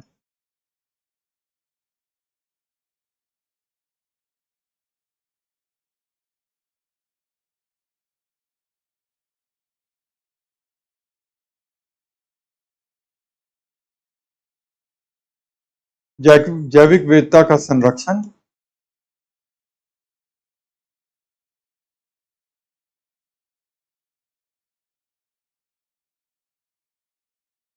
सतत उपयोग को बढ़ावा देना,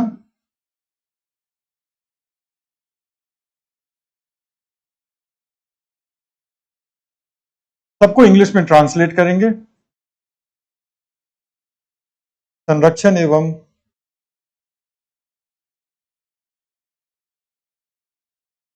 प्रबंधन के लिए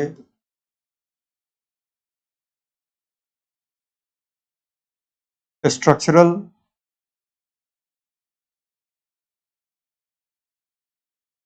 ऑर्गेनाइजेशन बनाना,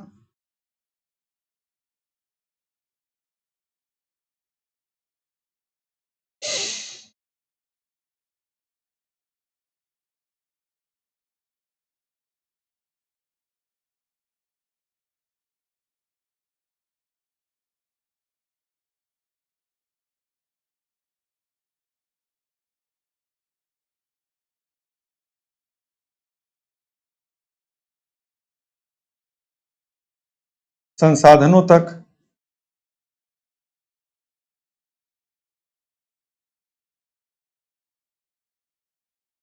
पहुंच का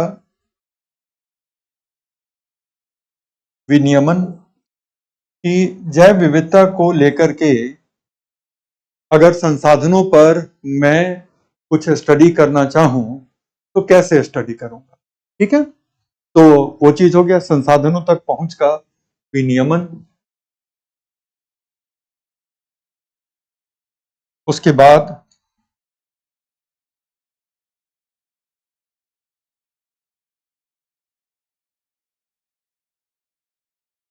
लाभ का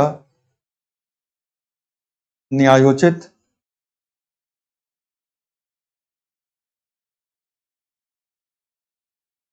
साझाकरण,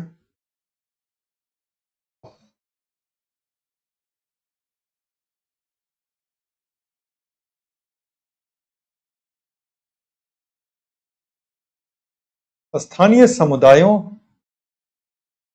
की साझेदारी,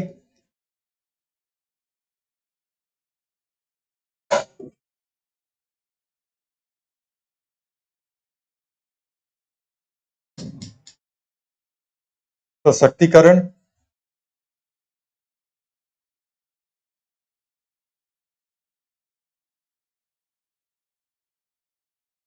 इत्यादि।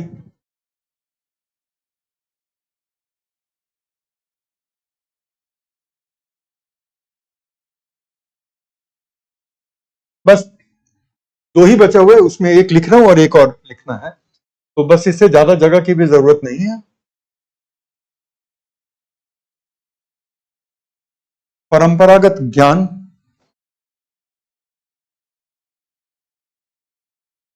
का संरक्षण और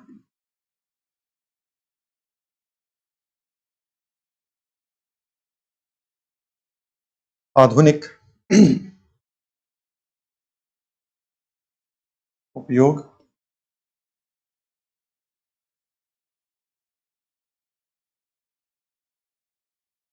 स्थानीय एवं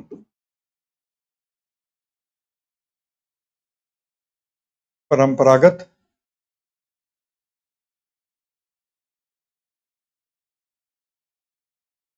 संरक्षण पद्धतियों को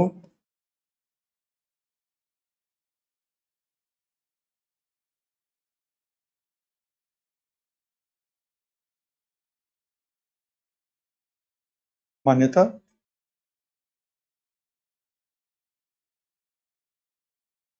प्रदान करना।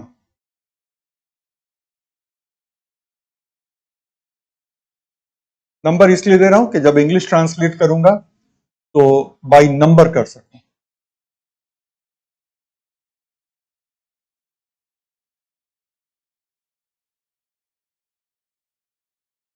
बोर्ड के सामने से हट जाता हूं, बल्कि थोड़ा सा इसको बोर्ड में फिट कर देता हूं। बोर्ड के सामने से हट गया, इंग्लिश में ट्रांसलेट कर देता हूं आप लोगों के लिए। जो बच्चे इंग्लिश में लिखना चाहें आप लिख लीजिए।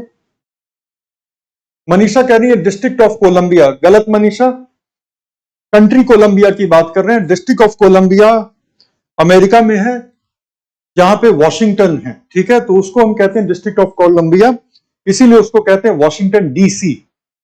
हम यहां पर कोलंबिया देश की बात कर रहे हैं। सपना बिल्कुल सही करिए, बोगोटा जिसका कैपिटल है, ठीक है। चलिए इंग्लिश का ट्रांसलेशन लिखिए। Number 1, conservation of biological diversity, conservation of biological diversity.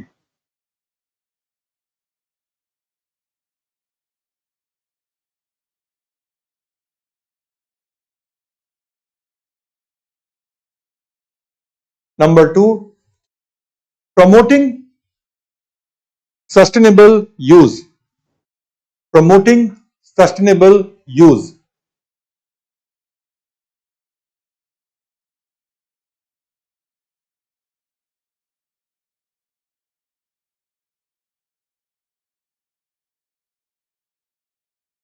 Promoting sustainable use. तीसरा,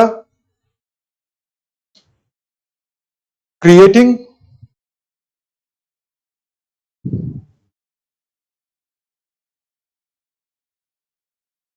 a structure and organization,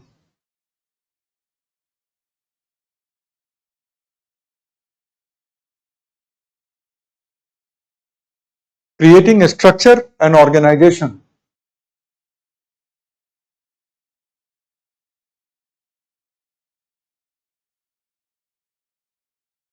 for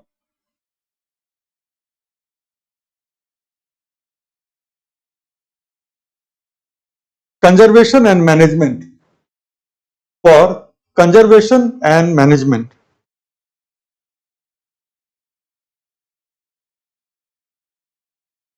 For conservation and management. Fourth, fair regulation of access,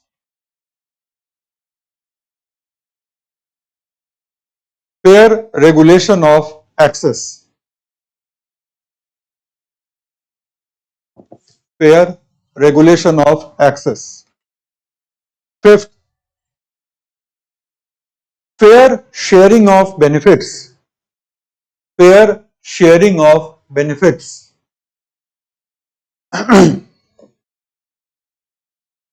Fair sharing of benefits.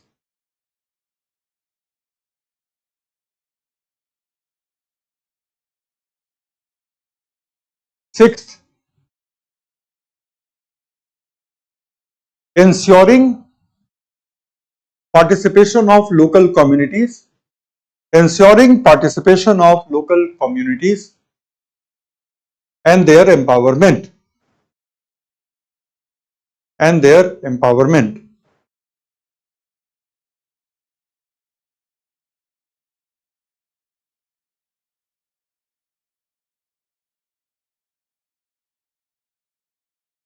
And their empowerment. Seventh,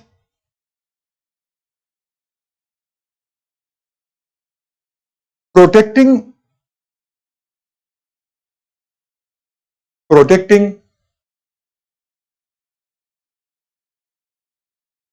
traditional knowledge, protecting traditional knowledge and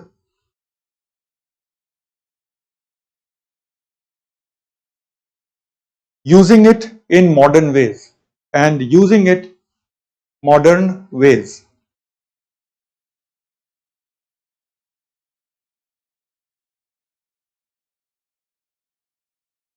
Using it in modern ways. Last, recognizing traditional conservation practices. Recognizing traditional conservation practices.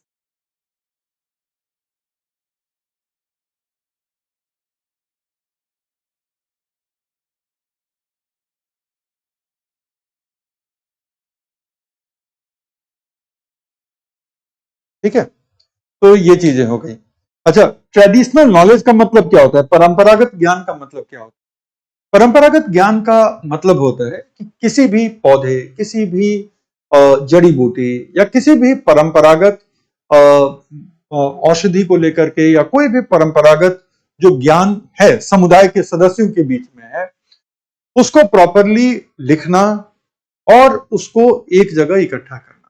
Reason, क्योंकि धीरे धीरे ये सारे जो परंपरागत ज्ञान के point हैं वो धीरे धीरे खो जाते हैं मॉडर्निटी की भीड़ में, और उनको बचा के रखना बहुत जरूरी है, क्योंकि कई बार वो बहुत सारे साइंटिफिक रिसर्च को एक दिशा देते हैं, इसलिए उनको बचाना बहुत ज्यादा जरूरी है। सेकेंड थिंग इज कि इससे कई बार आपके पेटेंट के दावों को भी बल मिलेगा, इसलिए भी इसको बचा करके रखना जरूरी है। तो ये रीजन होता है कि हम परंपरागत ज्ञान को बचा के रखते हैं। दो रीजन, पहला कि किसी भी परंपरागत ज्ञान से आपके रिसर्च को एक दिशा मिलती है, और दूसरा कि इसके पेटेंट को एक बल मिलता है। अंडरस्टूड? जैसा कि प्रेजेंट में आयुर्वेदिक चल रहा है, बिल्कुल सही, बिल्कुल सही। तो ये हो गए इसके उद्देश्य। अब हम आगे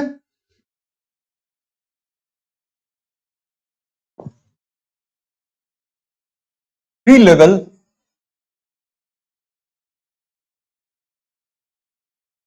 ऑर्गेनाइजेशनल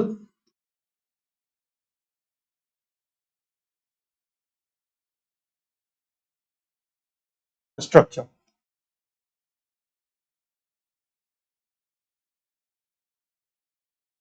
त्रिस्तरीय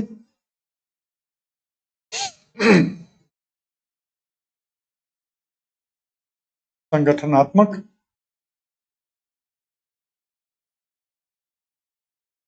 ढांचा। सबसे पहले है राष्ट्रीय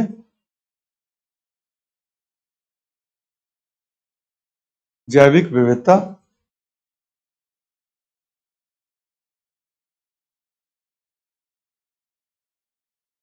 प्राधिकरण चेन्नई में है।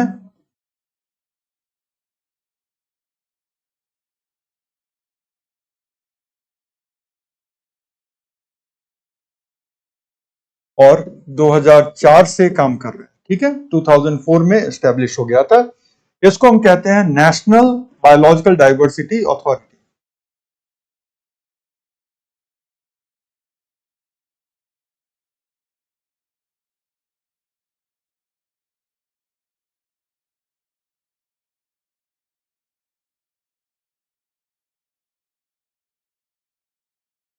शॉर्ट में कहते हैं NBA।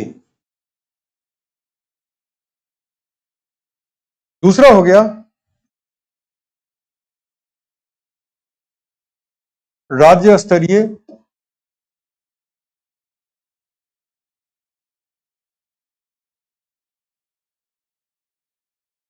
जैविक विविधता बोर्ड।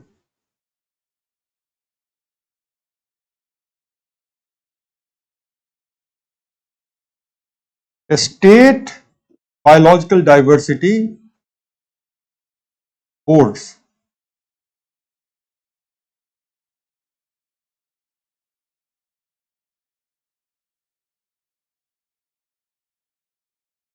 ये हर राज्य में गठित है।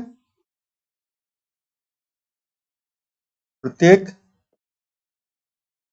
राज्य में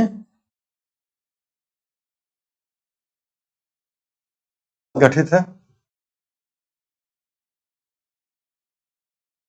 और तीसरा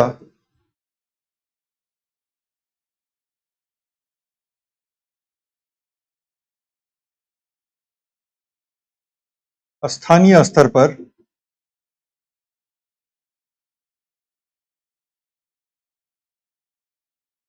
जैविक विविधता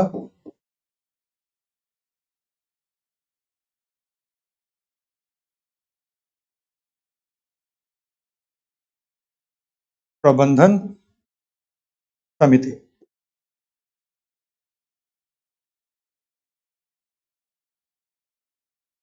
बायोलॉजिकल डाइवर्सिटी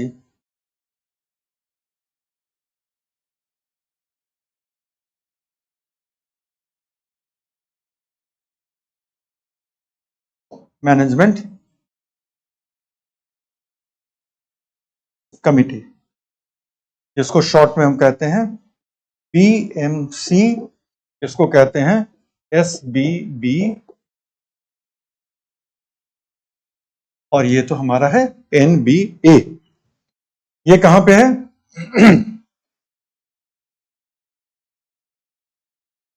प्रत्येक स्थानीय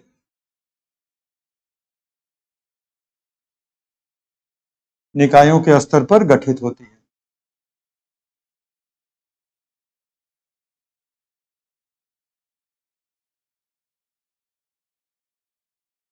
ठीक है। अब ग्राम पंचायत एक स्थानीय निकाय है, उसके स्तर पर गठित होगा, दूसरे गांव में गठित होगा, ठीक है। जिले के स्तर पर जिला परिषद है, उस परिषद में एक कमेटी होगी, मतलब उसी परिषद के कुछ सदस्य मिलकर के एक जैविक विविधता प्रबंधन समिति बनाएंगे। तो जिला स्तर पे जो जैविक विविधता प्रबंधन समिति होती है, वो पूरे जिले के तमाम ग्राम पंचायतों के स्तर पे जो ये प्रबंधन समितियां काम कर रही है, उनको कोऑर्डिनेट करते हैं, ठीक है ना। और राज्य स्तर पर तो एक बोर्ड होता ही है, और देश के स्तर पर एक प्राधिकरण होता है। इसको लिख लो।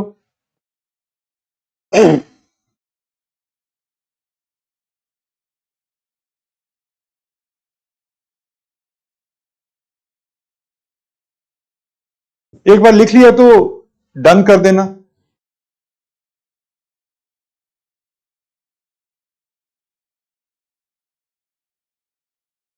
चलो, अब इसको समझने का काम करते हैं। और जो कुछ मैं समझाऊंगा वो चूंकि डिटेल में है, तो उसको लिखने की जरूरत नहीं है, वो आज वाले नोट्स में है, PDF में है, जो आपके साथ शेयर होगा आज। तो अब इसको हम लोग थोड़ा समझने की कोशिश करते हैं कि क्या और कैसे काम करता है। तो जो टॉप लेवल पे है, ठीक है, इसके बाद मैं लिख देता हूं कि एक्सप्लेनेशन जो है वो आपके पीडीएफ में, ठीक है, लेकिन इसको समझेंगे नहीं तो पीडीएफ टेक्निकल लगेगा, ठीक है। तो पहले समझिए, तो टॉप लेवल पर जो बॉडी है वो है एनबीए। तो एनबीए का सबसे जो पहला और बड़ा काम है वो ये है कि बायोडायवर्सिटी मैनेजमेंट के लिए, बायोडायवर्सिटी के कंजर्वेशन के लिए स्ट्रैटेजी और एक्शन प्लान को निर्धारित करना। तो हमारे देश में national biodiversity strategy and action plan कौन बनाता है? तो वो एनबीए बनाती है, जिसको हम एनबी सैप कहते हैं, national biodiversity strategy and action plan. तो वो कौन कर रहा है? वो कर रहा है हमारा एनबीए, ठीक है। एनबीए जो है हमारा एनबी सैप बना रहा है। एनबी सैप का मतलब स्ट्रैटेजी एंड एक्शन प्लान, ठीक है। National biodiversity strategy and action plan कौन बना रहा है? वो बना रहा है हमारा एनबीए। दूसरा और क्या काम करता है? दूसरा करता है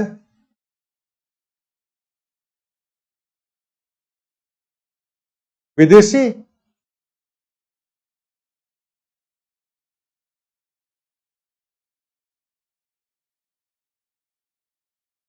एक्सेस आवेदनों पर विचार। कोई विदेशी कंपनी है जो भारत में वो एक्सप्लोर करना चाहती है बायोडायवर्सिटी को, तो वो कहां पर अप्लाई करेगी? तो वो अप्लाई करेगी एनबीए के पास। एनबीए तय करेगी कि इसको परमिशन दी जाए या नहीं दी जाए, और अगर परमिशन दी जा रही है तो किन शर्तों पर दी जा रही है, लाभ को कैसे ये साझा करेंगे, वो पूरा अग्रीमेंट, पूरी फी वगैरह लेकर के तब इनको बताया जाता है कि ठीक है, आप इस फॉरेस्ट में जाकर के इतने दिनों के लिए इन पौधों पर रिसर्च कर सकते हैं। और उसकी मॉनिटरिंग कौन करेगा? तो लोकल लेवल की बायोडायवर्सिटी मैनेजमेंट कमेटी करेगी कि सिर्फ उसी पौधे पर रिसर्च हो रहा है, कुछ और रिसर्च नहीं हो रहा है।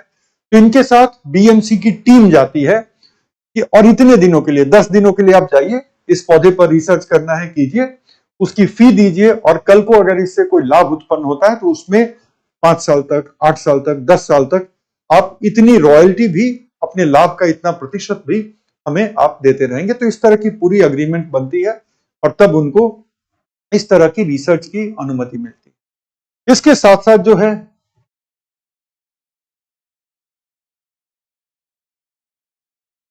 संरक्षण योजनाओं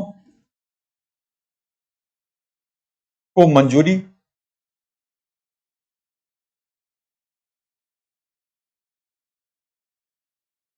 जो राज्य स्तर पर जो भी संरक्षण की योजनाएं बनती हैं तो उनको मंजूरी देने का काम भी यही करता है। तो ये सारे काम हमारा एनबीए कर रहा है। अब एसबीबी क्या करता है? एसबीबी जो है हमारा, पहले तो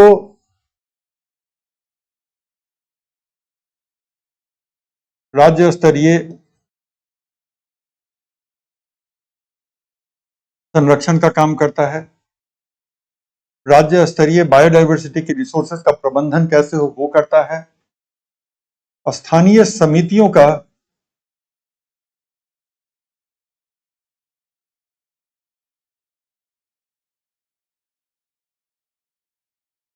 कोऑर्डिनेशन करता है। और ऐसे नहीं लिखता, स्थानीय नहीं लिखता, भारत के पार्टियों के द्वारा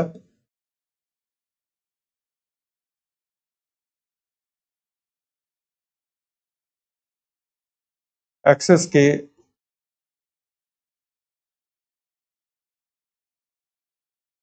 आवेदनों पर विचार। कि अगर कोई भारत की कंपनी है जिसको कि किसी भी, ठीक है, और fees case to case decide होती है प्रशांत, ठीक है, तो भारत के पार्टियों के द्वारा एक्सेस के लेवल पर कैसा भी जो आवेदन आएगा कि हमें आपके राज्य में इस क्षेत्र में जाकर के इस पौधे पर रिसर्च करना है 10 दिनों के लिए, 15 दिनों के लिए, तो वो सीधा का सीधा उस राज्य के बोर्ड को दिया जा सकता है वो आवेदन, और बोर्ड फिर स्थानीय लेवल की जो समितियां हैं उनके साथ विचार विमर्श कर करके तय करेगी कि इस आवेदन पर मंजूरी दी जाए या इस आवेदन को ठुकरा दिया जाए, जो भी है। और अगर आवेदन को मंजूरी मिलती है तो इसकी कितनी फी लगेगी, इसको कैसे मॉनिटर किया जाएगा, और अगर इसके यूज से कोई लाभ उत्पन्न होता है तो उस लाभ को कैसे साझा किया जाएगा। तो these are couple of things जो कि आप यहां पे होते हुए देखेंगे, ठीक है। वो भारत के पार्टियों में कौन होगा? भारत की कंपनियां हो सकती हैं, भारत के तमाम जो शैक्षणिक संस्थाएं हैं उनके लेबोरेटरीज हो सकते हैं, कोई भी ऐसा निकाय जो कि भारत में ही स्थापित है और उसको किसी राज्य के किसी खास जैव विविधता के संसाधनों में दिलचस्पी है रिसर्च के लिए या कॉमर्शियल गेन के लिए, तो वो यहां पर अप्लाई करता है। उसका एक प्रोफार्मा बना होता है, अप्लाई करेंगे, उसके बाद जो राज्य स्तरीय बोर्ड है वो स्थानीय निकायों से सुझाव मांगती है कि इसको दिया जाए, नहीं दिया जाए, तो वगैरह। तो प्रीति, ये पॉइंट तो क्लियर हो गया हमारा, है ना। अब हम आते हैं लास्ट वाले पर, जो कि है BMC,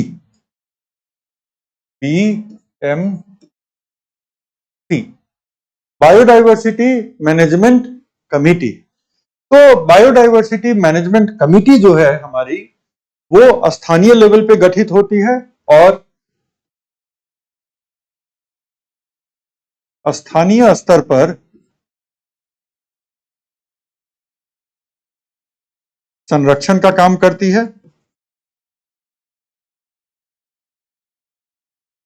प्रबंधन का काम करती है, और अगर कोई काम चल रहा है, कोई स्टडी वगैरह चल रही है, तो उसकी निगरानी का काम करती है।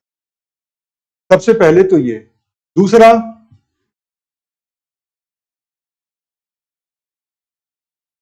कि राज्य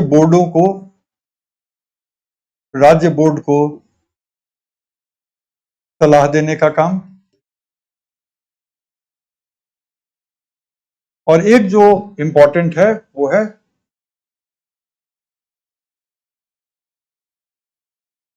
पीपल्स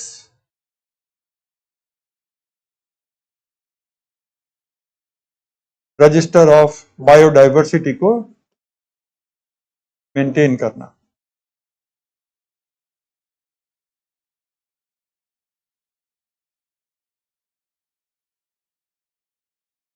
को बनाना और उसको अपडेटेड रखना, मतलब अद्यतन रखना। Making people's register of biodiversity and updating it also.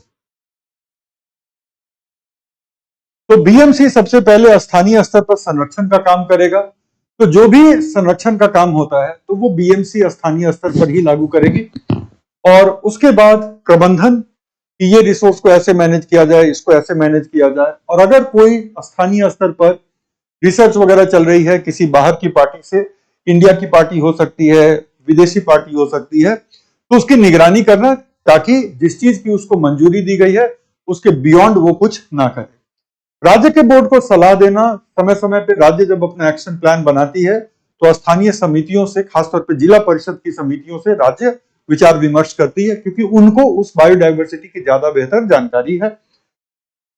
और स्थानीय स्तर पर क्या बायोडाइवर्सिटी पाई जाती है, क्या क्या वैरायटी है, कौन कौन सी प्रजातियां हैं, और उनको लेकर के स्थानीय स्तर पर क्या जानकारी है, क्या ज्ञान है, परंपरागत ज्ञान है, उन सबको एक ऑर्गेनाइज तरीके से मेंटेन रखना, उसको कहते हैं पीपल्स रजिस्टर ऑफ बायोडाइवर्सिटी। तो ये एक तरह से बायोडाइवर्सिटी की इन्वेंटरी भी बन गई कि किस जगह पे क्या क्या बायोडाइवर्सिटी पाई गई है किस समय में, और अगर उससे जुड़ी हुई कोई भी परंपरागत ज्ञान है तो वो भी यहीं पर लिख दी जाती है। और अब तो ये सारा रिकॉर्ड डिजिटाइज होते जा रहा है, नोट जैसे कीजिए, लेकिन जिला स्तर के द्वारा इसको डिजिटाइज किया जाता है, और ये डिजिटाइज सेंट्रल सर्वर से कनेक्टेड है। तो पूरे इंडिया का public register of people's register of biodiversity अब एक सर्वर से इंटरकनेक्टेड है।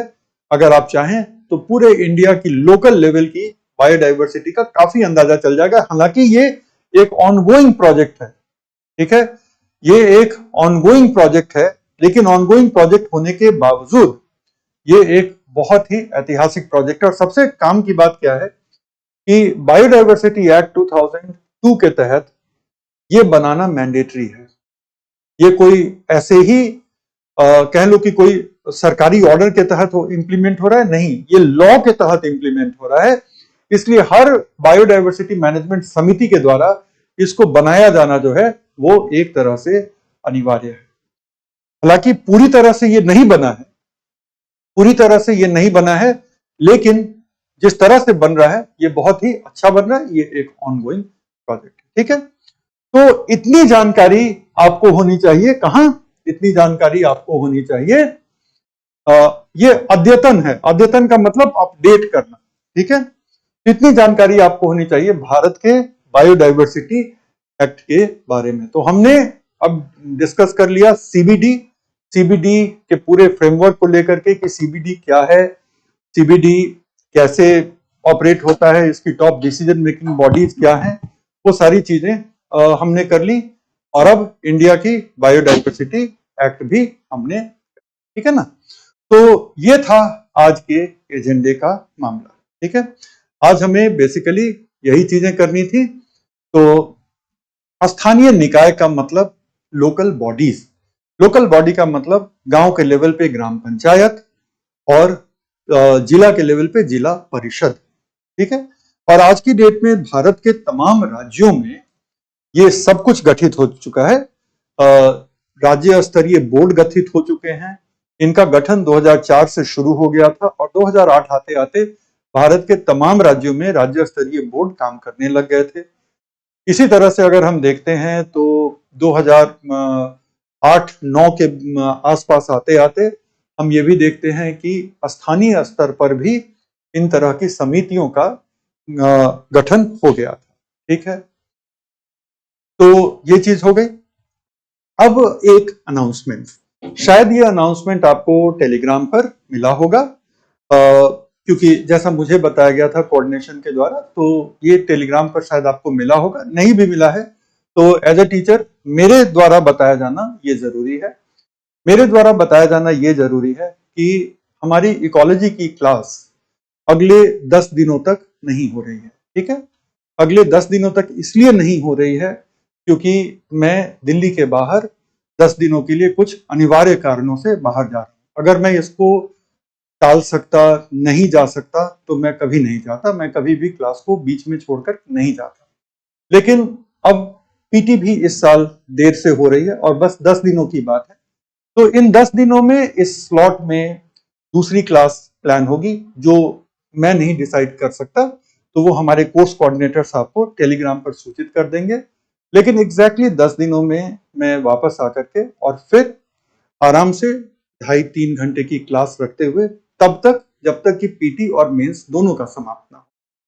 जब क्लास हमने शुरू की थी तो मेरी योजना ये थी कि पीटी को समय कम है तो क्यों ना हम लोग सिर्फ और सिर्फ पीटी पर फोकस करें। लेकिन अब जबकि पीटी बढ़ गई है आगे और बस 10 दिनों की बात है, 10 दिनों में सैटरडे संडे भी आएगा, तो जब पीटी की डेट बढ़ गई है तो अब मैं पीटी और मेंस दोनों को ही कंप्लीट कराऊंगा।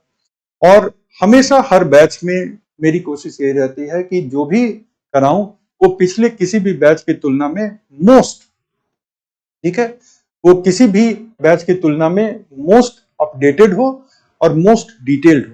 तो वो अपडेटेड और डिटेल्ड की चिंता मेरी है, वो आपकी नहीं होनी चाहिए। और 10 दिनों में जब मैं लौट के आऊंगा तो लौट के आने के ठीक अगले दिन से मेरी क्लास शुरू हो जाएगी और कहीं भी कोई भी डिसरप्शन उसके बाद किए बगैर हम लोग पूरे के पूरे सिलेबस को आराम से अच्छे से कवर करेंगे। और उसके बाद ही फिर मैं आऊंगा अपडेट्स वगैरह पे। एक पिछले बैच के बच्चों के लिए अपडेट की एक जरूरत थी, जिन्होंने पहले मेरे साथ एनवायरमेंट किया है या साइंस टेक किया है, तो उनको मैंने वादा किया था कि पीटी के पहले आपका पूरा अपडेट करा देंगे। तो जब आप लोगों का एनवायरमेंटल इकोलॉजी समाप्त हो जाएगा, उसके बाद अपडेट की क्लास लगेगी, उसमें आप लोगों का भी स्वागत होगा। हालांकि बहुत सारी चीजें आपको लगेंगी कि सर ने तो हमें इसी बैच में वो पढ़ाया है, ठीक है, एक तरह से वो रिवाइज हो जाए, ठीक है। किसी विभाग से सलाह नहीं ली जाती। तो बस यही एक इंफॉर्मेशन थी जो मेरे द्वारा आपको शेयर करनी थी, और हमेशा ही टीचर और स्टूडेंट के बीच में डायरेक्ट संवाद होना चाहिए, तो वो मैंने आपको बता दिया। मैं क्लास को जूम पे नहीं लेना चाहता, क्योंकि उससे वो इम्पैक्ट नहीं आएगा। नहीं तो मैं बाहर रहने के दौरान भी ऑनलाइन क्लास ले सकता था, लेकिन चूंकि जूम पे लूंगा तो वो इफेक्ट नहीं आएगा, आपको भी वो मजा नहीं आएगा। तो इसलिए मैंने सोचा कि 10 दिन आप लोग कुछ और पढ़ लें।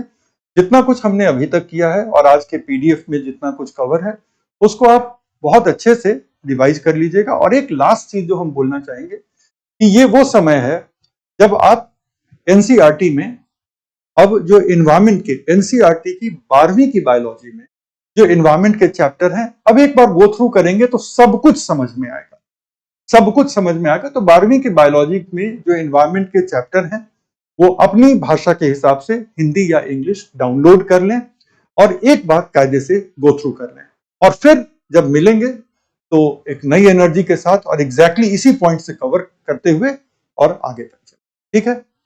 तो अब इजाजत है आप लोगों की। Have a safe journey. Thank you so much.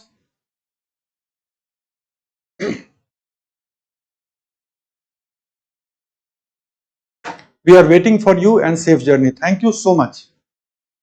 You people are the best. और एनसीईआरटी कर ही लेना आप लोग, ठीक है। चलो, तो आज का सेशन हम लोग अब यहां पर क्लोज करते हैं। 10 दिनों के बाद फिर फेस टू फेस हो जाएंगे। Good bye.